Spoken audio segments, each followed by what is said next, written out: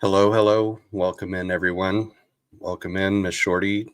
Trace, good to see you in here. Divergent. Welcome all in, and especially a special welcome to my guest, Kresha Easton. Kresha, welcome in. What's up? What How's it is up? going, everybody? I know, right? There's no other place to look but up. So that's the direction we go. Right. How's it going, everybody? Thanks for having me again. I'm gonna hide behind my avatar today because I'm having a girl day. Okay. That's So perfectly acceptable. The only time that I don't use my avatar, which is Charlie, my BFF that crossed the Rainbow Bridge last July, is when I have guests on that are on camera. Usually I hide behind mine too. So I may do that too. hey, join them, join them. It's Mardi Gras, so let your freak flag fly. That's hard to say. Yeah.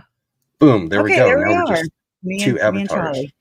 Yeah, Yeah. you and Charlie. 2 bubbles, with the whatever. I'm not gonna be able to finish that. I suck at jokes, y'all. I do. Always have. Well, So, what are we gonna talk about my jokes. today? What are we going to Oh, talk about? Oh my goodness. So, what would you summarize what we talked about last week? okay. We'll try. I've not been able to do that since July 2019. So, Yeah, but I I get it. practice every time and I'm like, "No, that's just you can't do it." I don't know. It seems impossible. Um, all right. So, Well, let me give it first. Let me give everybody a case background because there may be some people in here that aren't really familiar with the case and familiar with you. I have a few more actually in my channel this time than I did last time. So, good. you Awesome. are Charles Vallow's niece, and your uncle was killed when? July 11th, Yeah, 2019. you just said that. So, by Mhm. Lori Vallow Daybell's brother, Alex Cox, who's no longer with us, but she is going on trial the end of this month. Like it's coming up fast. The 31st is jury selection is scheduled to begin on the 31st. There will be a Yeah. hearing. There will be a Yeah. hearing exactly a week from today. I'm going to pull that up real quick just to review that real quick, just to give everybody a case Yeah. update. So, That and Lori will be on her Dateline interview this Friday. yeah, Just to taint the jury pool. I don't know. What's her plan? right. It's the no Uh, plan, I think. yeah, I'm not talking about that interview a whole lot, but that's probably the bigger news. I don't understand. I don't get it. I don't I get don't how it's either. allowed. I know. She's her own boss, I guess. That I think it kind of feels like that's maybe why she even got rid of her attorneys and decided to go pro se. It feels like that way she could just do whatever Lori wants because that's what she does anyways. You Yeah, know? and I honestly kind of think that may be why there were two doctors that had to evaluate her for Mhm. competency last fall because I think she didn't get along with that first doctor. Like maybe they had a personality I conflict or know. something. So you got that too? Yeah, Yeah. that's what it seemed like to me too. Who So knows? February 27th was this motion to set the status conference. Got to slow down to say that. Set the status conference. A week from this morning, 8:30 a.m. The following shall be addressed: Court TV's camera request and the She don't like it. defendant's objection thereto. I The don't know why defendant she filed. doesn't like them. She's more of an NBC person, I don't know. I guess. Weird. Court TV, you can't come in here, but I'll go do an interview anyway with somebody else. Yeah, right before my trial. Right. Then she filed two separate motions for specific discovery. Don't need to go into the details of that. Then the state filed two motions in limine regarding Alex Cox statements and Tylee Ryan hearsay statements. And then they'll schedule the trial and jury selection. I wonder. Actually, I have to interject here because I did get some motions, but I didn't really go over them, but so I was watching another channel. This is what I do. I watch other channels and I watch about other cases now, that, I've kind of gotten a grip on what's all going on with the whole case, why we're here, and they were saying something, and I knew there were more things for her court hearing on March 11th. Um, one of them was like to not have Alex Cox's testimony either. And I don't know if that was the state, so I'm gonna pull those documents up too, so I can. So it's your understanding at this point, without reviewing the document and having it here in front of us, that Right. the state wants Alex Cox's statements not allowed Out, in? because Okay. he's deceased or something. Yeah. Let me pull up Justin Lum. That'd be the quicker thing to do. So yeah, I was like, oh, okay. Well, I totally missed that one. It's hard to keep up with this It woman. is. It really It is. is. Yeah. They Journey says to stop, don't stop believing, and I'm like, please stop. So that's less rabbit holes I have to go down, Yeah. like, because I chase her beliefs, track them down. Speaking of But that, okay, when we yeah. talked about the topics we wanted to talk about tonight, Yes. let's introduce everybody to the Glenn Pace memo. Okay, How and does I that can sound? do And it then, actually. Yeah, it'll give us time to pull that up. Yeah, we got this. So I actually have been trying to do it in the context of Lori Vallow and Chad Daybell. So I kind of wrote something last week, and it's about a page long. So the year was 1990. A chilling document now known as the Glenn Pace Memo circulated within the upper echelons of the Church of Jesus Christ of Latter-day Saints. It detailed horrific allegations of ritualistic abuse, whispers of a darkness lurking beneath the wholesome facade of the Mormon community. Glenn Pace was a member of the Quorum of the 70 and had conducted over 60 individual interviews with individuals claiming to be victims of satanic ritual abuse. And so their accounts painted a grim picture of sexual torture, physical violence, and psychological manipulation, often perpetrated by individuals in positions of authority within the church.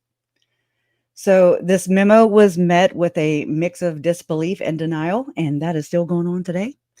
Many dismiss the allegations as fabrications or exaggerations, unwilling to confront the possibility of such evil existing within their seemingly idyllic community. The victims were silenced, their cries for help ignored, but the whispers persisted. Over the years, more survivors came forward, sharing their stories of trauma and abuse. Their accounts echoed the chilling details of the Glenn Pace memo, revealing a pattern of systemic abuse that spanned decades and crossed generations. Sorry, I had to take a drink. Then in 2019, the horrific murders of Charles Vallow, J.J. Vallow, Tylee Ryan, and Tammy Daybell brought the issue of ritualistic abuse back into the spotlight, at least for me. Okay. The perpetrators, Chad and Lori Daybell, were devout Mormons with seemingly ordinary lives. Yet beneath the surface, they harbored a dark obsession with doomsday prophecies and bizarre beliefs about zombies and demonic possession.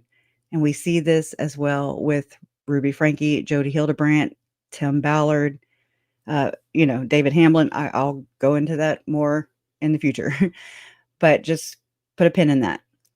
Okay, so as the investigation unfolded, disturbing details emerged about the Daybells' involvement in a fringe group that blended elements of Mormonism with extremist ideologies. Their beliefs and practices mirrored the chilling accounts of SRA survivors, suggesting a connection between the historical allegations and the present-day tragedies. So this unexplored research, my research, delves into the disturbing link between the Glenn Pace memo and the Daybell case, exploring the history of ritualistic abuse within the Mormon community and its potential connections to the murders of my family, right? So it examines the stories of the victims, the complicity of those in power, and the systemic failures that allowed this abuse to continue for so long. Through meticulous research and compelling narratives, this research aims to shed light on the dark underbelly of the Mormon Church and its connection to ritualistic abuse. It is a call for justice, a demand for accountability, and a plea for the protection of vulnerable individuals. It is a story that must be told no matter how uncomfortable or disturbing. All right, the end. So, yeah, So there's that that. that was how you have summarized your research so far. And what kind of research is that? It's difficult research. It So is. They put the cult in the difficult. Okay. yeah. You have to get comfortable talking about uncomfortable things, y'all. I mean, this case is about my family. I've been in so many different forums, so many different chats, live streams, just year after year now. And, everybody can dissect everything else about the case, how the bodies were found, who, you know what I mean? Like, there's so many things. There's kids that are murdered. So that's not, easy to talk about. But, I learned a long time ago that you just have to suck it up. And I kind of had to just push through all that and put my feelings aside and say, okay, hold on. I'm doing this for them. I want to know why. I want to know why this happened, how this happened, who was involved. Why does this continuously happen? Because Chad and Lori are just the 2019 version of a long string before them. And I mean, we've seen the Mormon true crime headlines since then. So it's not, it's like, okay, you have to go and find source, and source, you have to identify it. You have to acknowledge it, once you do find it. And then once you do find it, then you can expose that to the sunlight, right? And then that's whenever the disinfectant comes in and maybe cleans that up a little bit. And hopefully kids don't have to die or be murdered or be abused ritualistically. Did I say that right? Yeah. Yeah. So this is nonsense. And it's just, I don't see it more as just Lori and Chad just going on a whim. It's more calculated than that, actually. It's more sadistic than that. So it's not a far stretch, in my opinion, for this group that we're going to talk about with when we read Glenn Pace's memo. Um, and I think it's going to be a real big eye opener for all the listeners.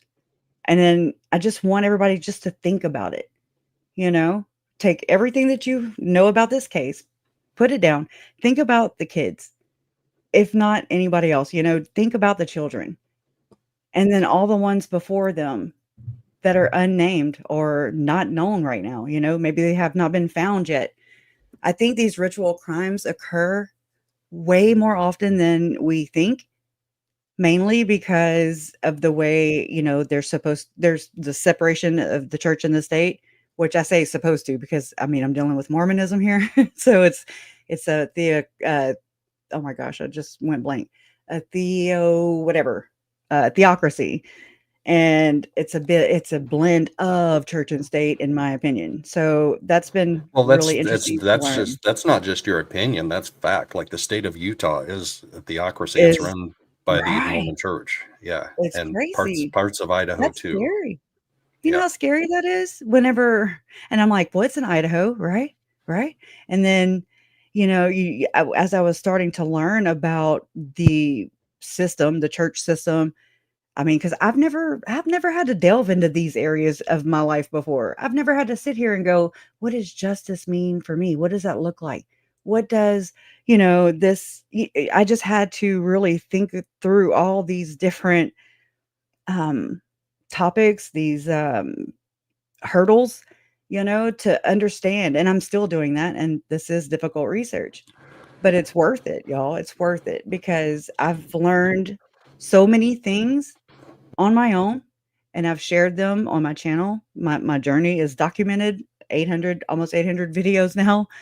Um, it's very sporadic. I do have ADHD. I also, have been traumatized a little bit by this and some other things that happened at the same time in my life. So thank you for just, being patient with me, and I'll come back to it. Trust me. I will drop it, but I'll pick it back up. Or just if you would gently remind me, just a little nudge, because that really is helpful. So I'm saying this, that if the Pace memo would have been addressed back in 1990 or 91, we wouldn't be here. We wouldn't be in this situation today. And I think that it goes par for the course whenever you look at don't blanket the entire church. Okay. I'm not dubbing everybody as bad apples. I'm just saying the group in and around Chad and Lori, as well as Tom Harrison, Visions of Glory, this whole crowd, it's a movement. They're just different legs of a movement coming out at one time. And the way the court system handles it, it's not like a RICO case yet. I'm working on that. It's just, and so people aren't putting these pieces together, and my brain cannot help but do that. I'm like, oh, okay. This case comes out. I'm like, oh my God, they know each other. They spoke on the same circuit. They, they're saying the same things. It's surreal. And I think it needs to be exposed so bad, because if not for anything else, it's to get the cancer out. Right. And I think the biggest challenge that you have facing you, which is why I love having you on, I appreciate having you on, is overcoming the cognitive dissonance that the average person is going to have of not believing that can exist systemically. Mormons are nice people. Most Mormons are nice people. But I've seen some gangsters in there too, okay? And that's everywhere. That's everywhere. So it's not, there's him. Hey, it's not picking on anybody.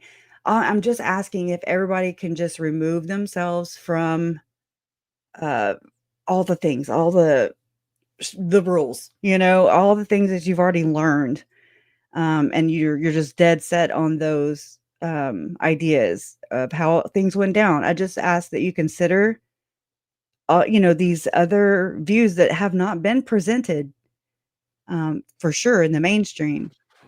And for anybody who is a believing Latter-day Saint, I'm just asking that I would think that you would want to get this rot out too, or it could be your child, it could be your niece, your nephew, your uncle, you know what I'm saying? So it's like, let's work together here. I'm not here to sell you on a conspiracy theory. I'm here to prove to you that Tylee and JJ are not conspiracy theories. They're reality. And what I need is reality checks right now. I need people to consider the kids that are hurting. So next time something splashes the headlines and you say, oh, well, I just didn't see that coming. How did this happen? How did we get here? What? You can't do that anymore. You can't be ignorant anymore like that, because to turn and look the other way is to silence another victim. So if we have to do something about this. It's not a militia or anything. It's just like, hey, let's put our thinking caps on and really delve into this really uncomfortable stuff. But if we just get that done, and get to the source, the root of the problem, then we can start working towards the positive, Right now it's just crazy. It's been a battle. So we can take 2 or 3 baby steps in the positive direction tonight, right? Yeah. Yeah, we can hopscotch even. It's Mardi Gras. Yeah. So I do appreciate everybody being here and, supporting Joe as well. And everybody from my channel too. Glad to see you guys here. So how do you want to do this? So my first question would be like, do you have a copy of that memo, or do you have a newspaper article about it? I mean, I how did you have, find out about the memo and the you details know, on that? it's always been there. Like, it took me a while too, so I understand that it's a process because while they were looking for the kids, they were missing for, like, almost 10 months. While they were looking, I mean, I was prepping to go, search in Yellowstone. Um, I was just trying to study the land and just, because it's a different, it's up north and I'm way over here in the south. Um, and then I've noticed these things, or I'd hear details, especially when they found the kids. Once they found the kids and the remains, were reported. I mean, it was like, oh my God, this isn't just murder. This is like they tried to delete Tylee, basically, and still to this day, I don't know if anybody doesn't catch this because it's so much information at one time during these trials. But once you're able to process that, and then you're like, I have more questions than I do answers. And so whenever I think John Pryor had called one of his expert witnesses, which shed a big light on Tylee, how most of her remains they were not found, So where are the rest of her remains? Where did the crime scene happen? It didn't happen in an apartment. She was dismembered. Where did it happen? I want answers, not just pings. I don't want pings, unless it's like, come on now. I mean, they can tell what kind of credit card you carry in your back pocket with all the devices and things they have these days. But it's just a little frustrating because it's so uncomfortable because of the kids and it's just gory, that I noticed that we stop thinking. Remember whenever we heard that Alex Cox, this is according to Melanie Gibb, which, hey, I don't believe Melanie Gibb is innocent at all. That's my opinion. But whenever her and her boyfriend at the time, whenever they testified, they said that Alex carried JJ in and JJ's head was on Alex's shoulder. And everybody, including myself, just stopped. You stop, you like hold your breath, and you're just like, oh my God, he's dead, like he carried him in and he was dead. But I don't think that's at all what happened. I think that's just, it stops you from thinking past that. You just accept it until you do go to trial and you do hear all the details and you do listen to the testimony. You do follow the facts. That's what you're doing. And then you're like, no, this is some really weird stuff going on around these casting lots and this real estate agent who made us laugh and we love him for that. Yes, we do. But I'm also like trying to get through all the thraka, all the poo poo. I'm sorry, but it is what it is. And they speak in such word salad. They speak in circles and it's hypnotizing. It is aggravating. It's triggering too. But it's also, if you go back and you listen to a lot of these people, you catch so many more things, that it's just information overload or the inside speak, whether it was any church or any organization, any clique, they have their own inside talk. What I call code, but that's because I've never been a Mormon, so it's like, what? I don't understand what you're saying, especially we heard it with Melanie Gibb and Lori at Chad Daybell's preliminary hearing. When we heard Melanie Gibb on a recording with Lori Vallow, and Melanie Gibb called Lori a core whore. I have never heard that before in my life. Okay. I was like, a what? What? I don't even know what, I mean, it was weird. And I say weird because I was foreign to this, so listening to two grown women who are like grandmothers, okay, battle out in Mormon scripture. I mean, that's got to be a first somewhere. That's a record, right? Right? It's very different. Um, and very misleading. If you don't know the characters they're talking about, a Nephi and Laban ending, you're like, "Oh, I don't even know who those people are," How can you put it into the context of the story, you know? Right, Anyways. you can't, and your cognitive Mm-mm. dissonance is just going to filter that out. You're gonna be like, "I Right. know, those are It's people just or characters in a book that I know nothing about, so don't gibberish. even It's pay just attention." religious gibberish is what a lot of Yeah, people chalk it off to, and right. they're probably not Mormon either, So it's, interesting. It's a battle. It's a freaking battle just to get through it myself. But I did have cognitive dissonance, a lot in the beginning of this case, especially, like I said, after they found the kids, and then I was like, I had to start entertaining, like, what if it is sacrificial? Um, but what is how's it religious purposes, Rob Wood, if, they did it for the how do you say it? They espoused, for religious beliefs espoused is how the charging indictment went. And so I was like, okay, all right, there's the religious part. I mean, I know I have to be careful about this. I don't really know the rules of the land, ethics wise, and I didn't know that I didn't know anything about QAnon. That was kind of going on before me, and then I didn't have time to even look it up. And so I'm just like, okay, no, that's definitely not this, I mean, it's just like I didn't hear it from a bunch of people. I did this like I have dug deep and I have gone down every rabbit hole. And So it take us down the memo rabbit woo, hole. Take us down that. all right. Well, I was talking, so I didn't pull it up. But let me find it. And You talk a little bit. by the Yeah. way, I want to acknowledge M on your channel. I love having different people Yeah. come in with different viewpoints and being respectful about it. I appreciate Yes. that very, very much. And as I've Me and said him before, have I have. this relationship. I appreciate it too because I believe that no matter how opposing we may seem, I still feel like there is a middle ground, and that's gotta be the kids. I think that's my plea.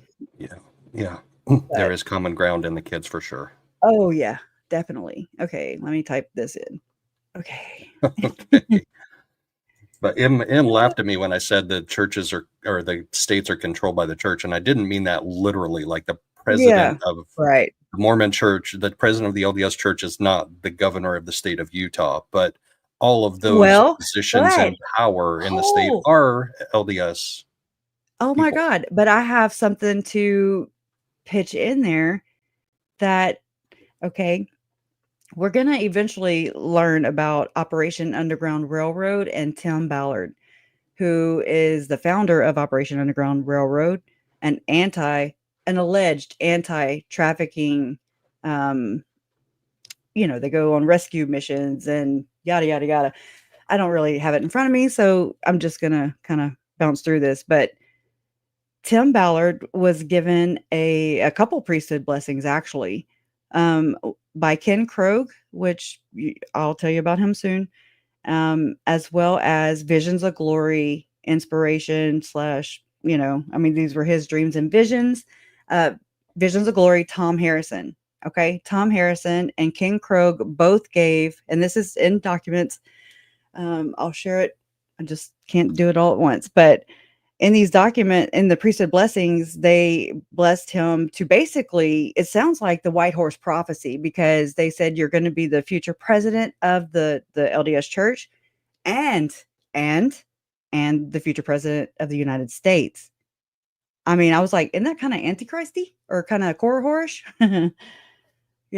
I mean, that's very interesting. It And is he ran very for Senate interesting. right after that, or was gonna. Yeah. Hmm? Yeah, let me pull this up. Okay, I'm sitting here just staring at my screen. All right. Oh, nope. It's not it. Let me go back. Okay. Hmm, might just have to Google it. Oh, wait. Whoa. I have so y'all, if you ever want to know about the case, just go look at my Canva account and you'll know everything. That's where it is. Okay, that's Yeah. part 2. I found part 2. My You gosh. got to be careful with that Google machine. I don't like to Google. I know. I use DuckDuckGo lately. I do. Everybody needs, business for I Right. mean, I'm an equal opportunist. Whatever. Okay, I finally got it. Goodness, huh? All right. Let's see. Okay, let me get back over there and then I can present my screen. Yes, yes, you're waiting on me. Okay. All right. Wow. I need this to go away. Go. Oh my Got gosh. her in there. What the heck? Hold on, I'm having like major issues. There we go. Okay, I'll make this larger too. Allegedly. I'm not used to doing it on present. What? Oh, whoa. Okay. Sorry. Okay, so this is official, and I want y'all to know that the Glenn Pace memo, it was never intended for the public. It was basic. We'll read about it right here. But it was never intended for public. It was just a report to turn into his Glenn Pace's higher, the leadership, and he did his job. Let's read it because yeah. So this comes from the www.utlm.org, which is Sandra Tanner, Gerald Tanner. So I don't know. You want to go or me? You can go, or I can read it too, but whichever. I just Do you have to feel take a like you're sip. talking too much?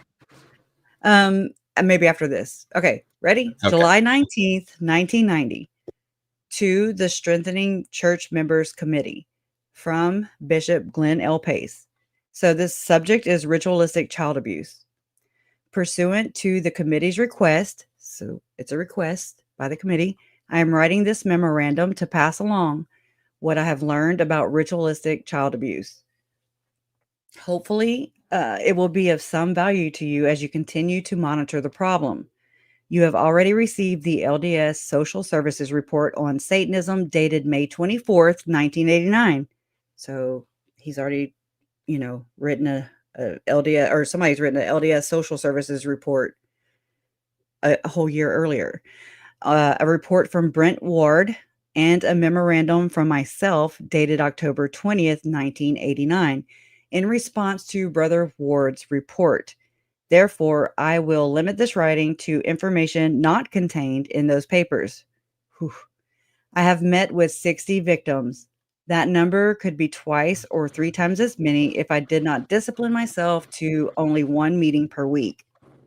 I have not wanted my involvement with this issue to become a handicap in fulfilling my assigned responsibilities. He was actually an accountant, I do believe. And So, he limited his interviews to people who were not included in the memo from the right. previous year. Oh my Correct, goodness. correct. This is Wow. yeah, it just a lot of people don't wanna believe this, and I understand. I get it. It's about to get rough. Okay. On the other hand, I felt someone needed to pay the price to obtain an intellectual and spiritual conviction as to the seriousness of this problem within the church. So, of the 60 victims with whom I have met, 53 are female and 7 are male. 8 are children. The abuse occurred in the following places: Utah, 37, Idaho, 3, California, 4, Mexico, 2, and other places, 14. Wasn't 53 there an victims. Go ahead. wasn't there an offshoot of the Mormon church that's not related to the mainstream church that he went down and hid in Mexico and was committing all sorts of atrocities? Do you remember Oh, that? Ervil LeBaron? Yes. Yeah, that's the Is it first one I researched when everybody was saying cult, cult, cult, and I was like, "Oh, what's a Mormon cult look like?" Like, I don't right? even know what a cult looks like, period, at that point. So, Because yeah, when you see Mexico on there, you're like, what? What are they I doing have down a in theory Mexico? for Or this. I do have a okay, theory for this, but okay. we'll get to that.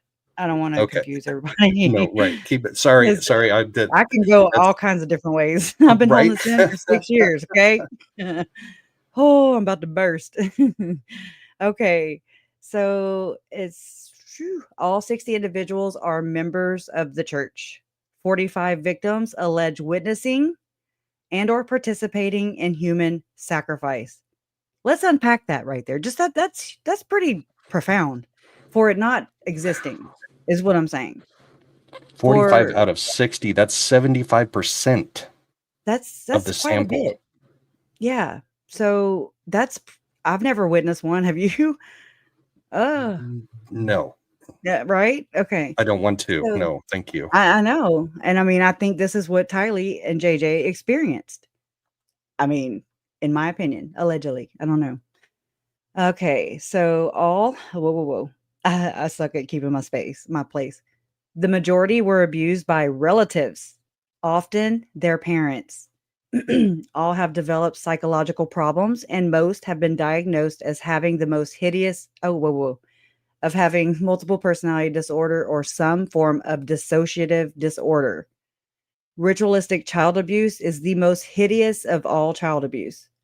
The basic objective is premeditated to systematically and methodically torture and terrorize children until they are forced to dissociate.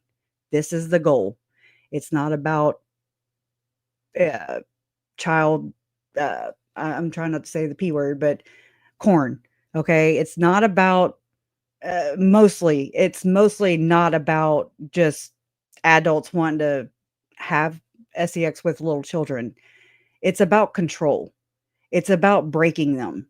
That's what's going on here with Ruby Frankie. Jody Hildebrandt was a therapist.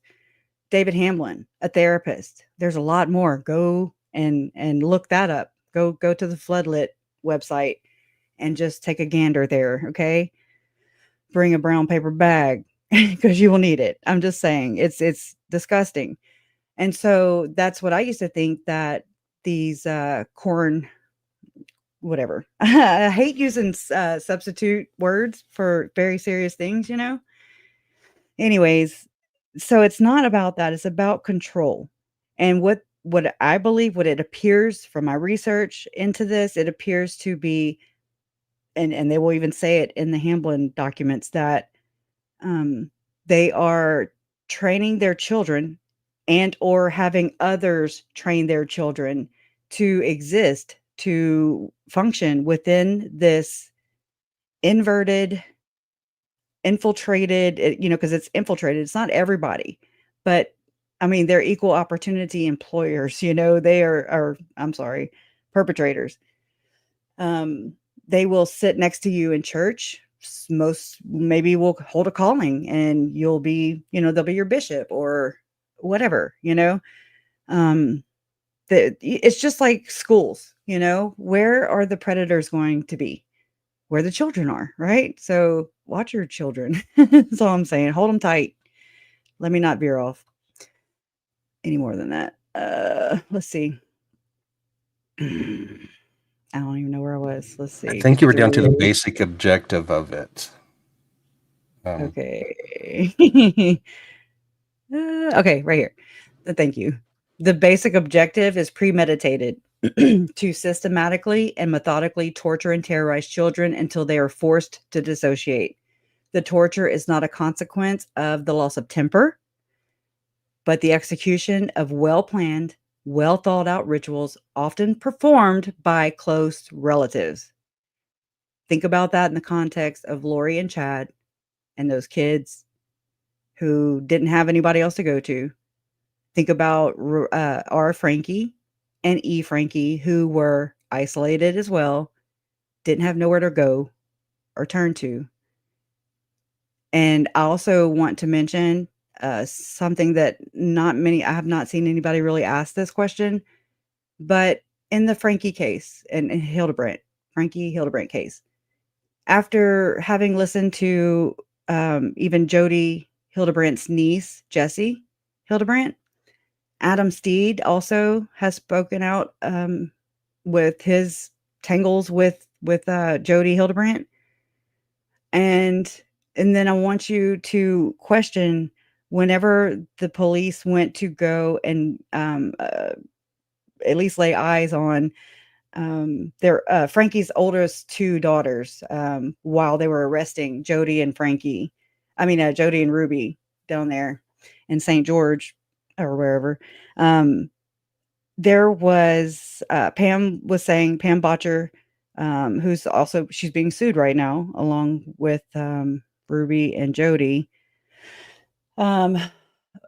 It's being considered an enterprise by the person suing them, and I think they're onto something. But whenever the cops asked, why she had the girls, she was like, "Well, I went and got them. I went and picked them up because Ruby called me."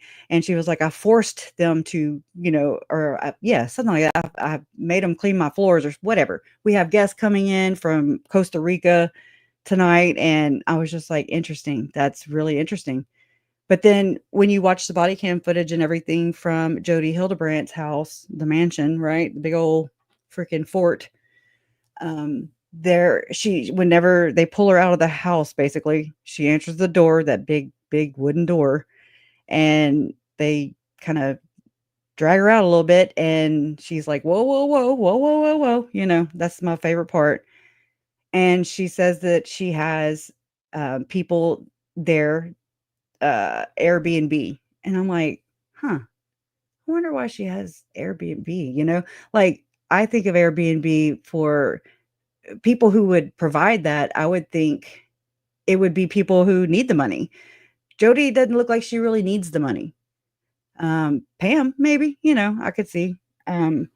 But I'm just kind of wondering what was going on there. I don't know. I don't have the answers. I'm just asking the questions, because that's kind of what's going on, at least what's being alleged in the Hamblin case.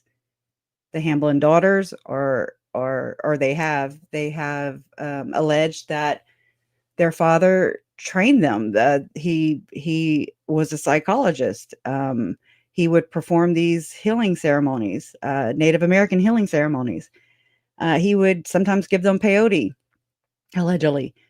And there was a network of people that exist allegedly today in southern Utah, in Springville, right there where Chad Daybell and Tammy Daybell raised their children, born and raised, or she wasn't born there. Tammy wasn't born there, but they raised their children there until Chad heard the voice to tell him to move to Rexburg in 2015.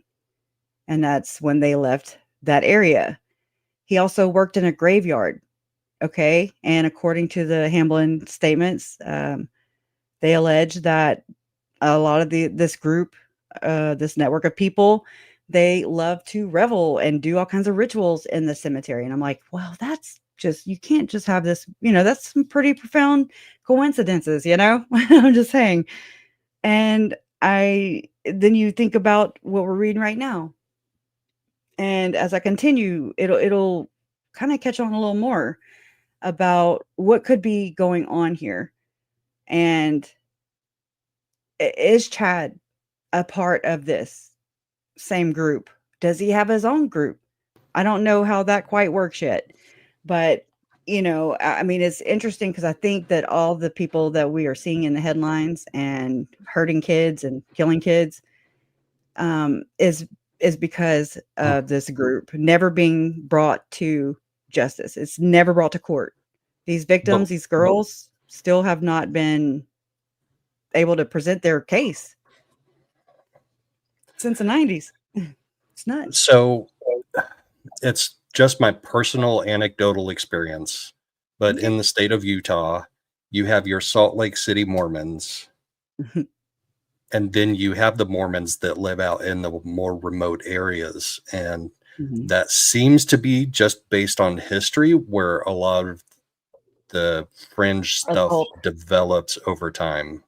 That sounds logical, actually, just kind of thinking about that. Is that where Chad was from? Was he from a more rural area, more remote area? He was where Ruby and Kevin were from, Springville. That is where Chad Daybell, his family, Tammy Daybell, her family, that is where they raised their kids. That's where he went to school. I mean, And so it's like, okay, when you start doing the geographical research and you're like, well, it's probable, it's a possibility. I'm just gonna, keep that one open, and Oh, then as I've they're not that far from Salt Lake City. That Springville's right there outside of Salt Lake City, okay. Provo. I mean, either way, it's alleged that this is in Juab County, Davis County, and San Pete. I thought it was 4 counties, but I mean, as many times as I've seen the news story, and I'm like, oh, it's only 3, and they have another bullet point. I must have thought that was the 4th one, So, and I've talked to someone who is investigating the ritual abuse claims by the Hamblin daughters, and I just wanted to poke his brain a little, like pick at it a little bit and be like, oh my God, I feel so bad even talking about this. It's so hard to talk about, period. And then my thoughts escape me because it is so hard to talk about and I don't quite understand it. And it's not like being talked about everywhere. So it's like, how do I put this? How do I don't want to Right. run I mean, anybody off or freak anybody out. here you have it in black and white. Like you have the portal, and I'm going to use that word very loosely. We're not talking Yeah. about Lori's Everybody else portals, but does. we have the portal to get through our cognitive dissonance. We have this in black and white Yeah, it's right here in there. front of us. Everybody Yeah. dismissed it by throwing a label on it and calling it bad. That's conspiracy. No, that's what the Book of Mormon teaches too, about the Gadian robbers, about a group of people that are going to be doing this conspiracy and um, raping and killing and all the things, and not to mention that. Well, I'll get that's more doctrine. Never mind. Let me just keep the United Order out of there. But you can look that up if you want to. It just is very reminiscent of what I would think the New World Order looks like now. I didn't know that then, but as I've I wasn't looking for this. First off, let's just know. I just wanted to know really where Chad and Lori's beliefs differed from the church, and here I am, and I'm like, holy crap! When I looked up, I was just like, oh, so this is what's going on. I didn't want to look at it. I didn't know that I would see.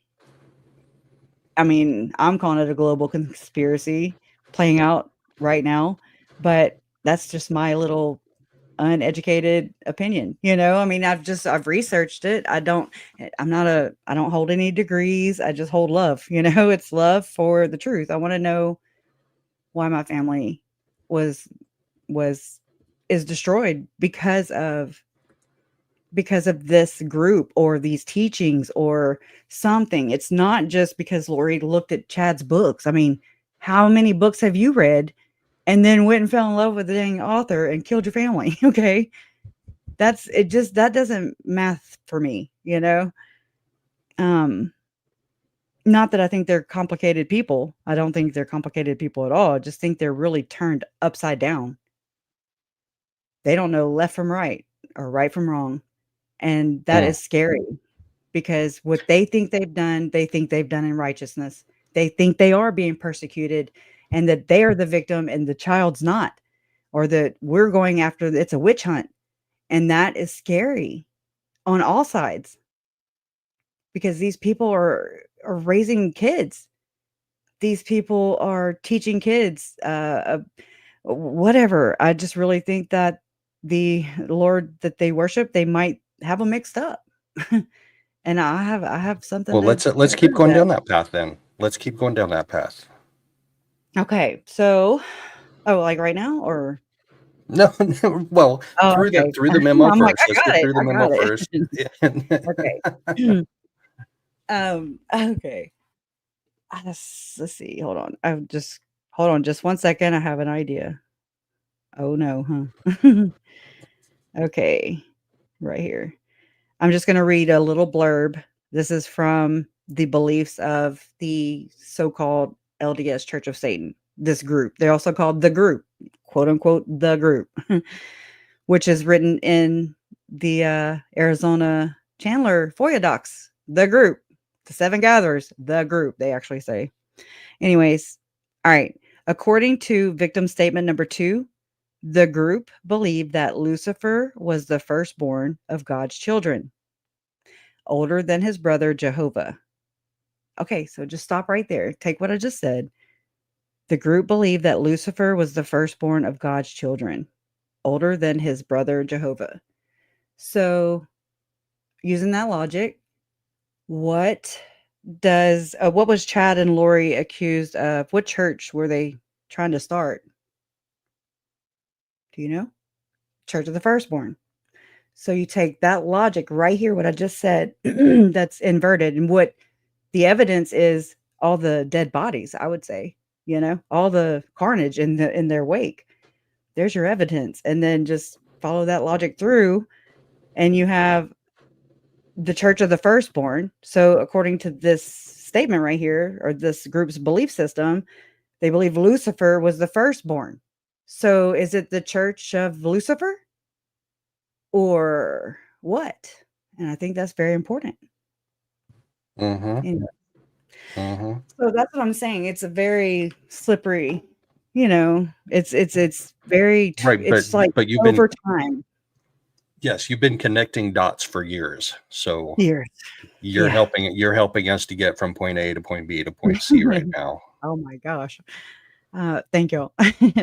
Okay, so I already said that. The torture is not a consequence of the loss of temper. I said this too, but the execution of well-planned, well-thought-out rituals often performed by close relatives. That's huge right there, because that's usually missing kids. It's usually the parents. That's where you look first, right? The only escape for the children is to dissociate.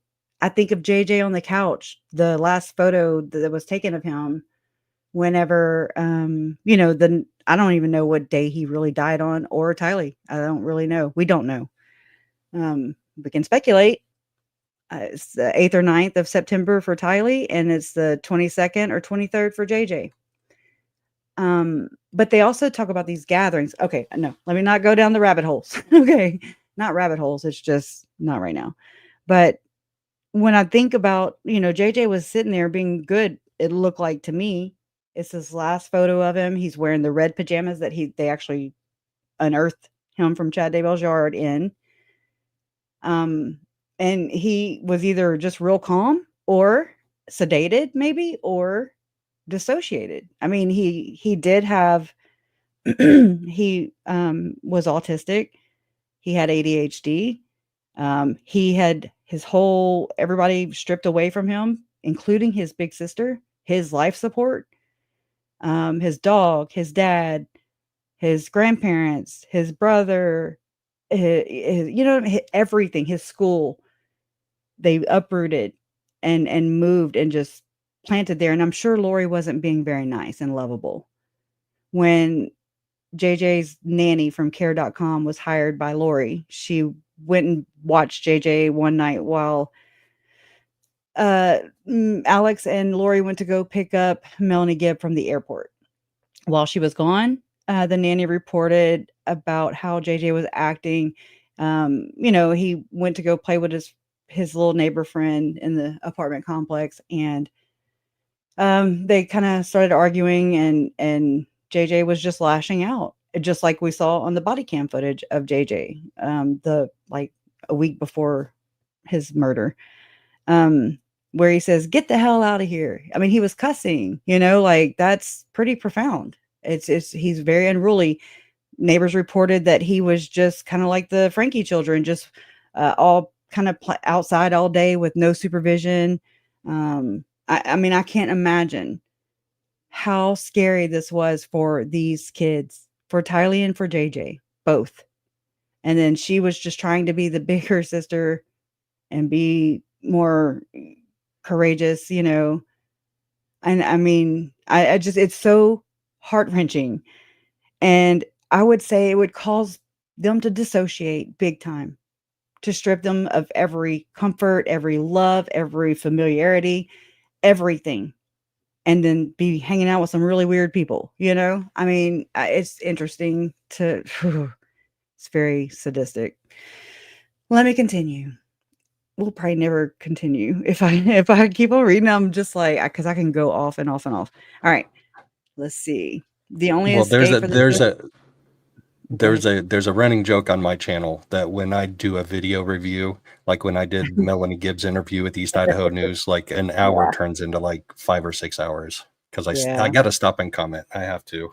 I know, Anyway. and I'm like right there with you because I'm doing it too. It's I don't know.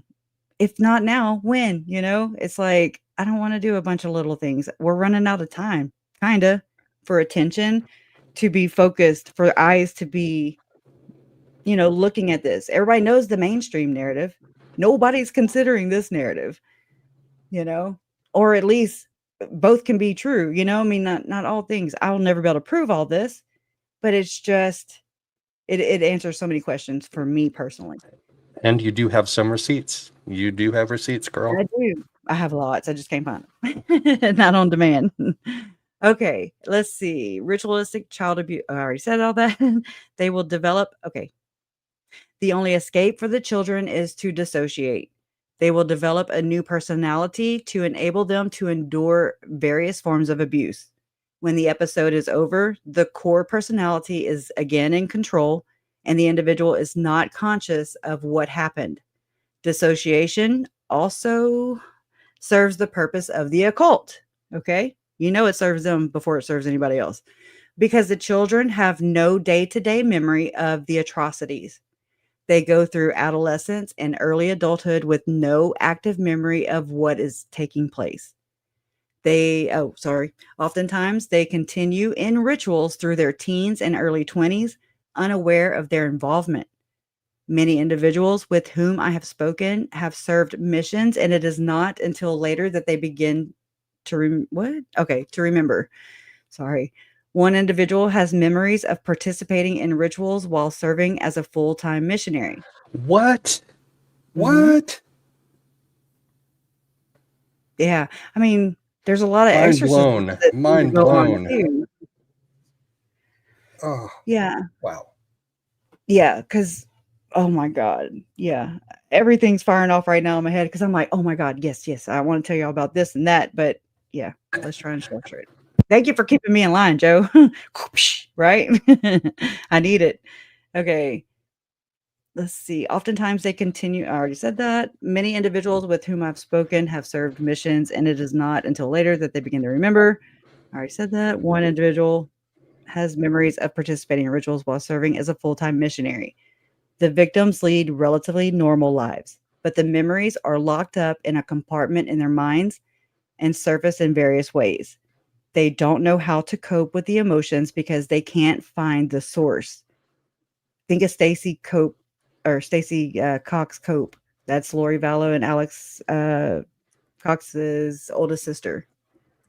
Just, I don't want to stop and explain right now, but just for those who know, help those that don't know. Okay, as they become adults, see, I'm sorry, I'm not used to this thing. And move into another environment, something triggers the memories, and consequently, flashbacks and or nightmares occur. One day, they will be living a normal life, and the next, they will be in a mental hospital in a fetal position. The memories of their early childhood are recalled in so much detail that they once again feel the pain that caused the dissociation in the first place. God, it's such a catch-22. There are two reasons why adults can remember with such detail events that happened in their past. First, the terror they experienced was so stark that it was indelibly placed in their mind. Second, the memory was compartmentalized in a certain portion of the mind and was not subjected to the dilution of experiences of ensuing years. When it is tapped, it is as fresh as if it happened yesterday. The memories seem to come in layers. For example, the first memory might be of incest. Then they remember robes and candles. Next, they realize that their father or mother or both were present when they were being abused. Oh, another layer will be the memory of seeing other people hurt and even killed. Then they remember having seen babies killed. Another layer is realizing that they participated in the sacrifices. 45, we heard earlier, right? Okay. One of the most painful memories may be that they even sacrificed their own baby. God. With each What? layer of oh, shit. I'm sorry. No, sacrifice their own babies? Oh, yeah. You gotta read the handling documents, man. Or not. I don't know. It's pick Well, your no, poison. We'll get there, but oh my Oh, word. it's I mean, it doesn't make sense right here, you're like, yeah, it blows your mind. I'm not saying I don't believe it. I'm just saying it is. It's mind-blowing though. You Yes, can't exactly. imagine that. You can't imagine that. No. But once you start getting into this hornet's nest, because that's what it is. It's a psychological hornet's nest. So there's that. But I feel like if you didn't kinda acclimate to this stuff, then I feel like it would cause you to dissociate and not think anymore. That cognitive dissonance. It's because it's too much for the brain to handle. It's like, you can't fathom that. And so it's a process, and you just kinda have to sit with these things and weigh them out. And I mean, this is just whether or not we believe them or not. This is just this we haven't gotten past that. That's the really crazy part. We got Sean Diddy Combs playing out over there. We got those Alexander brothers down there in Florida. Tim Ballard, yeah, anyways, if you know, you know. Um, this is going on all around us, and that's basically what is turned into trafficking or is labeled as trafficking. Let's just say that. Because here it's child prostitution and whatever power and status, and control. Over here, oh, and bloodlines. It's always about the bloodlines. And then over there, call it human trafficking and an enterprise, and you're okay. It's like what? It's the stigmatization of the labels that are harmful. In my opinion, I've watched and I've played this out. I balance these things all the time in my mind. Like I think about these things. Yeah, and I Like should how probably can I throw a prevent tr it? I should probably throw a trigger warning out there for my channel because this is some difficult stuff to listen to. I mean, it's delving into like 3 or 4 different areas that are really difficult subject matter, and we're kind of all throwing them together in this. So just Yeah, trigger warning people, if you need to take a break, if you can't listen to it, that's fine. Take we a break. understand for sure. Yep. Oh, yeah. I always just center myself. Like I said, I don't know if I'm doing it the right way. I don't know. Sometimes I'm like, oh my God, this can't be healthy, because I've crammed and I've looked at this every day, not just this, but all of this. And it just I try to always bring it back to center, and center is the victims. It's Tylee, Charles, and Tammy, and JJ, and Joe, and then all the other ones. And then I'm like, they had to go through what they went through. I can't imagine actually the last moments of their lives. Are, I can't. That's the one thing I can't wrap my brain around. No. And how And scary that was. yeah. And when you shared with us that video of JJ singing on the bus last time, Hmm. I had to take a couple of days off from true crime because that Aw, really affected me emotionally. Like, yeah, they're had a human. hard time It's like processing. we memorialize them, I think, and that was another aspect of talking about them. Talking about them helps me. It helps me to process all the grief and all this stuff, and then I get to share them, and then everyone has been so awesome and loving and kind and supportive, and they're their kids too.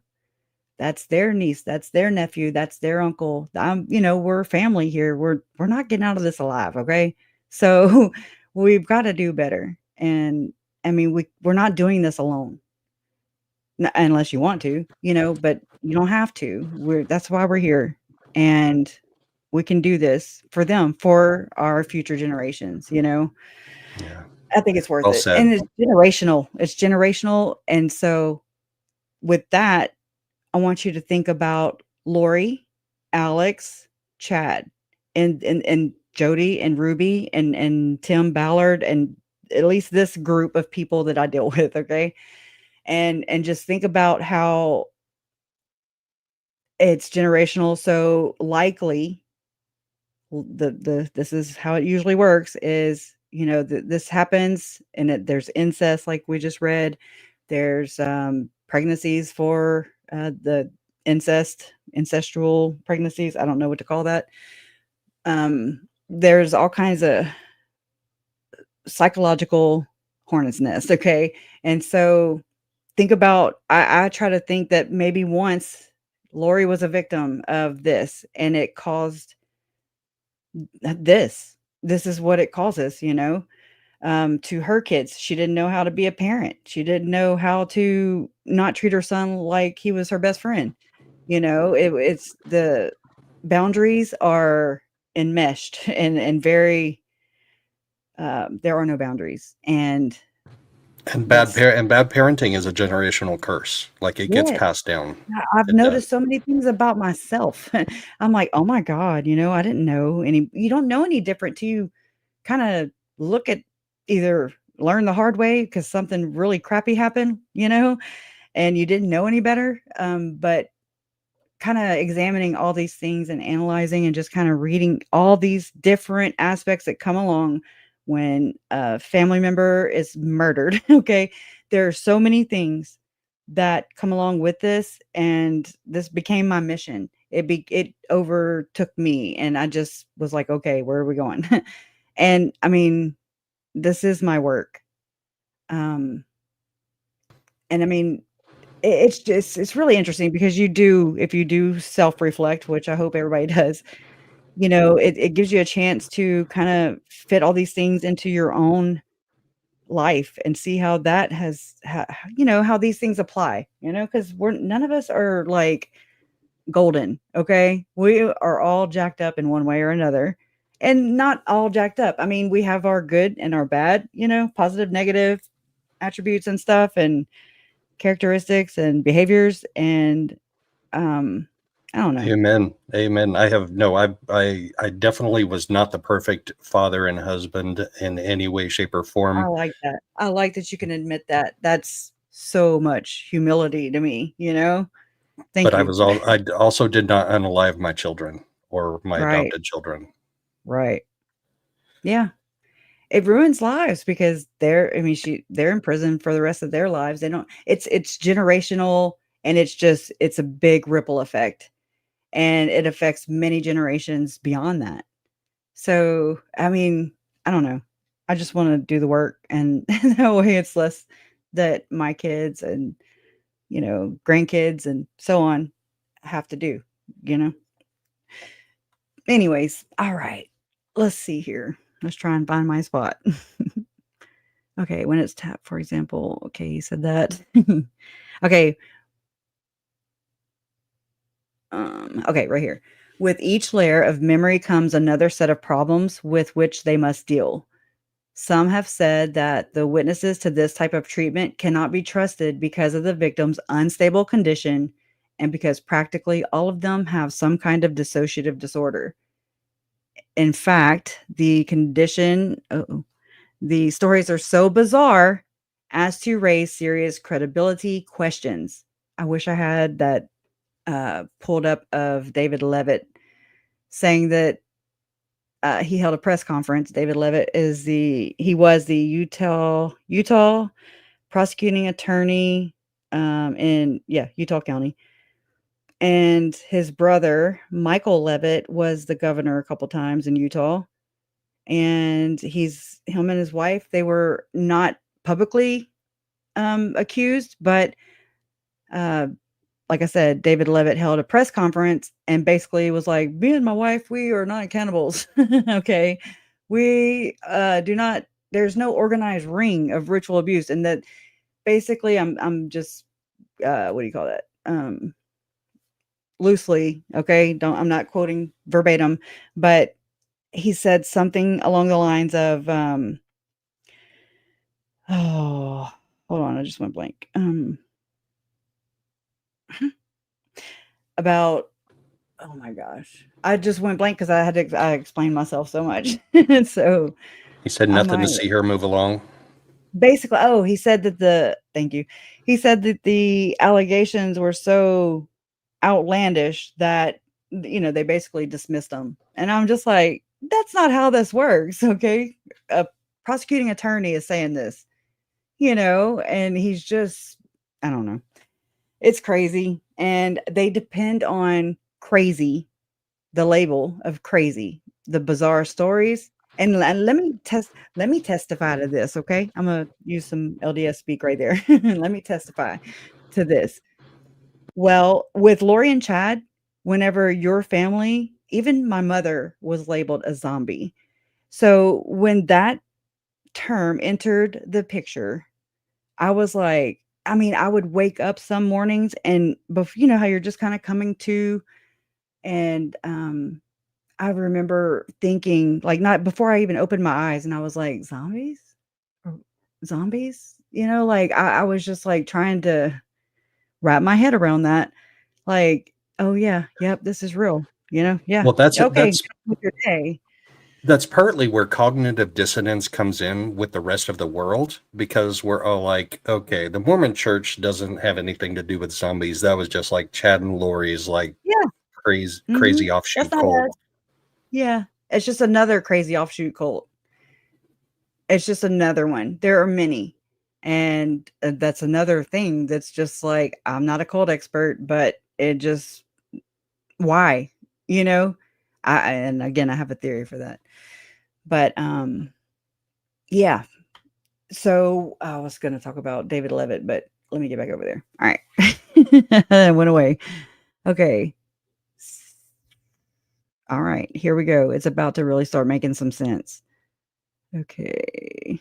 As soon as I find it. Okay. Right here.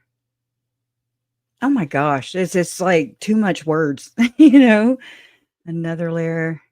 With each layer okay, I guess.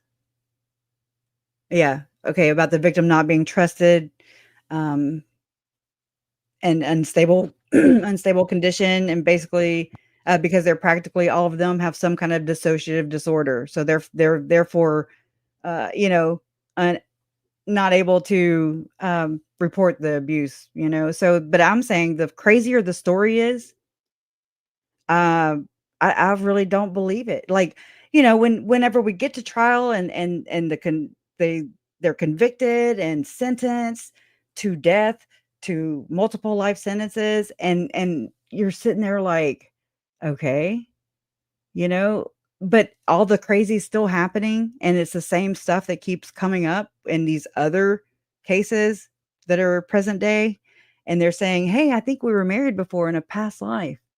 Tim Ballard, he coined it as a ruse, a couple's ruse, actually, and he used it allegedly to victimize women while he was allegedly trafficking children. When he's saying he's not he's saving them.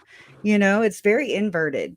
So it's such an odd statement to claim in the first place.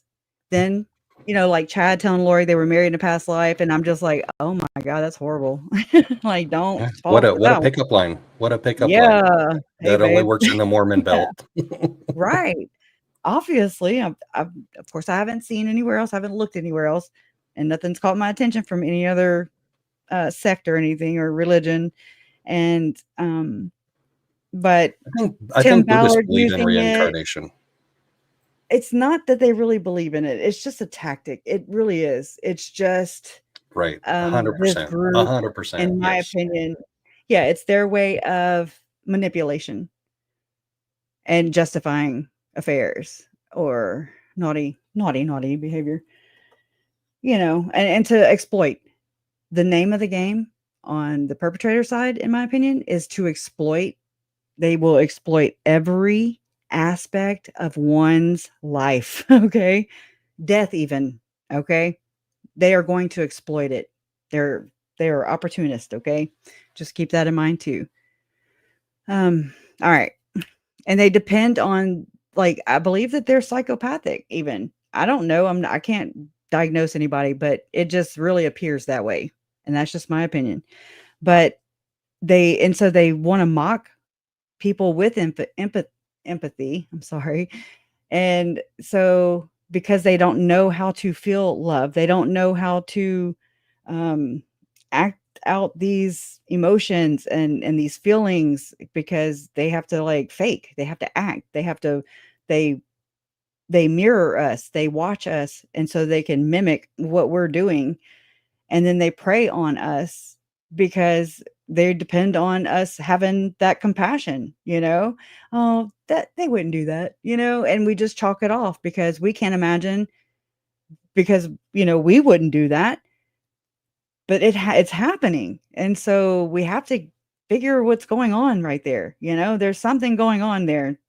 And anyways, let me hush.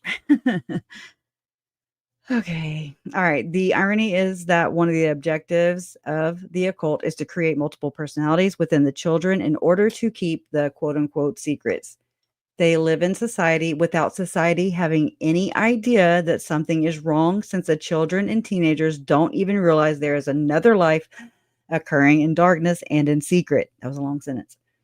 However, when 60 witnesses testify to the same type of torture and murder, it becomes impossible for me personally not to believe them. Amen. Amen, brother. Right? I really like Elder Pace. I do. And I mean, he passed away a couple years ago, but I mean, I don't know.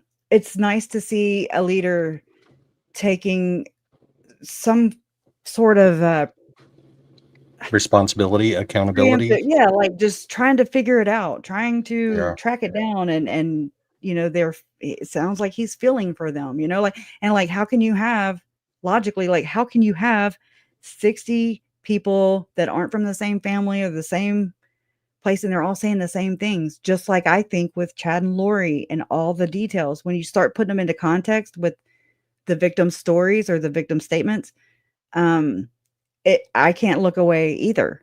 You know, I'm like, no, there's something here." You know? Again, it's never gonna be proven in a court of law.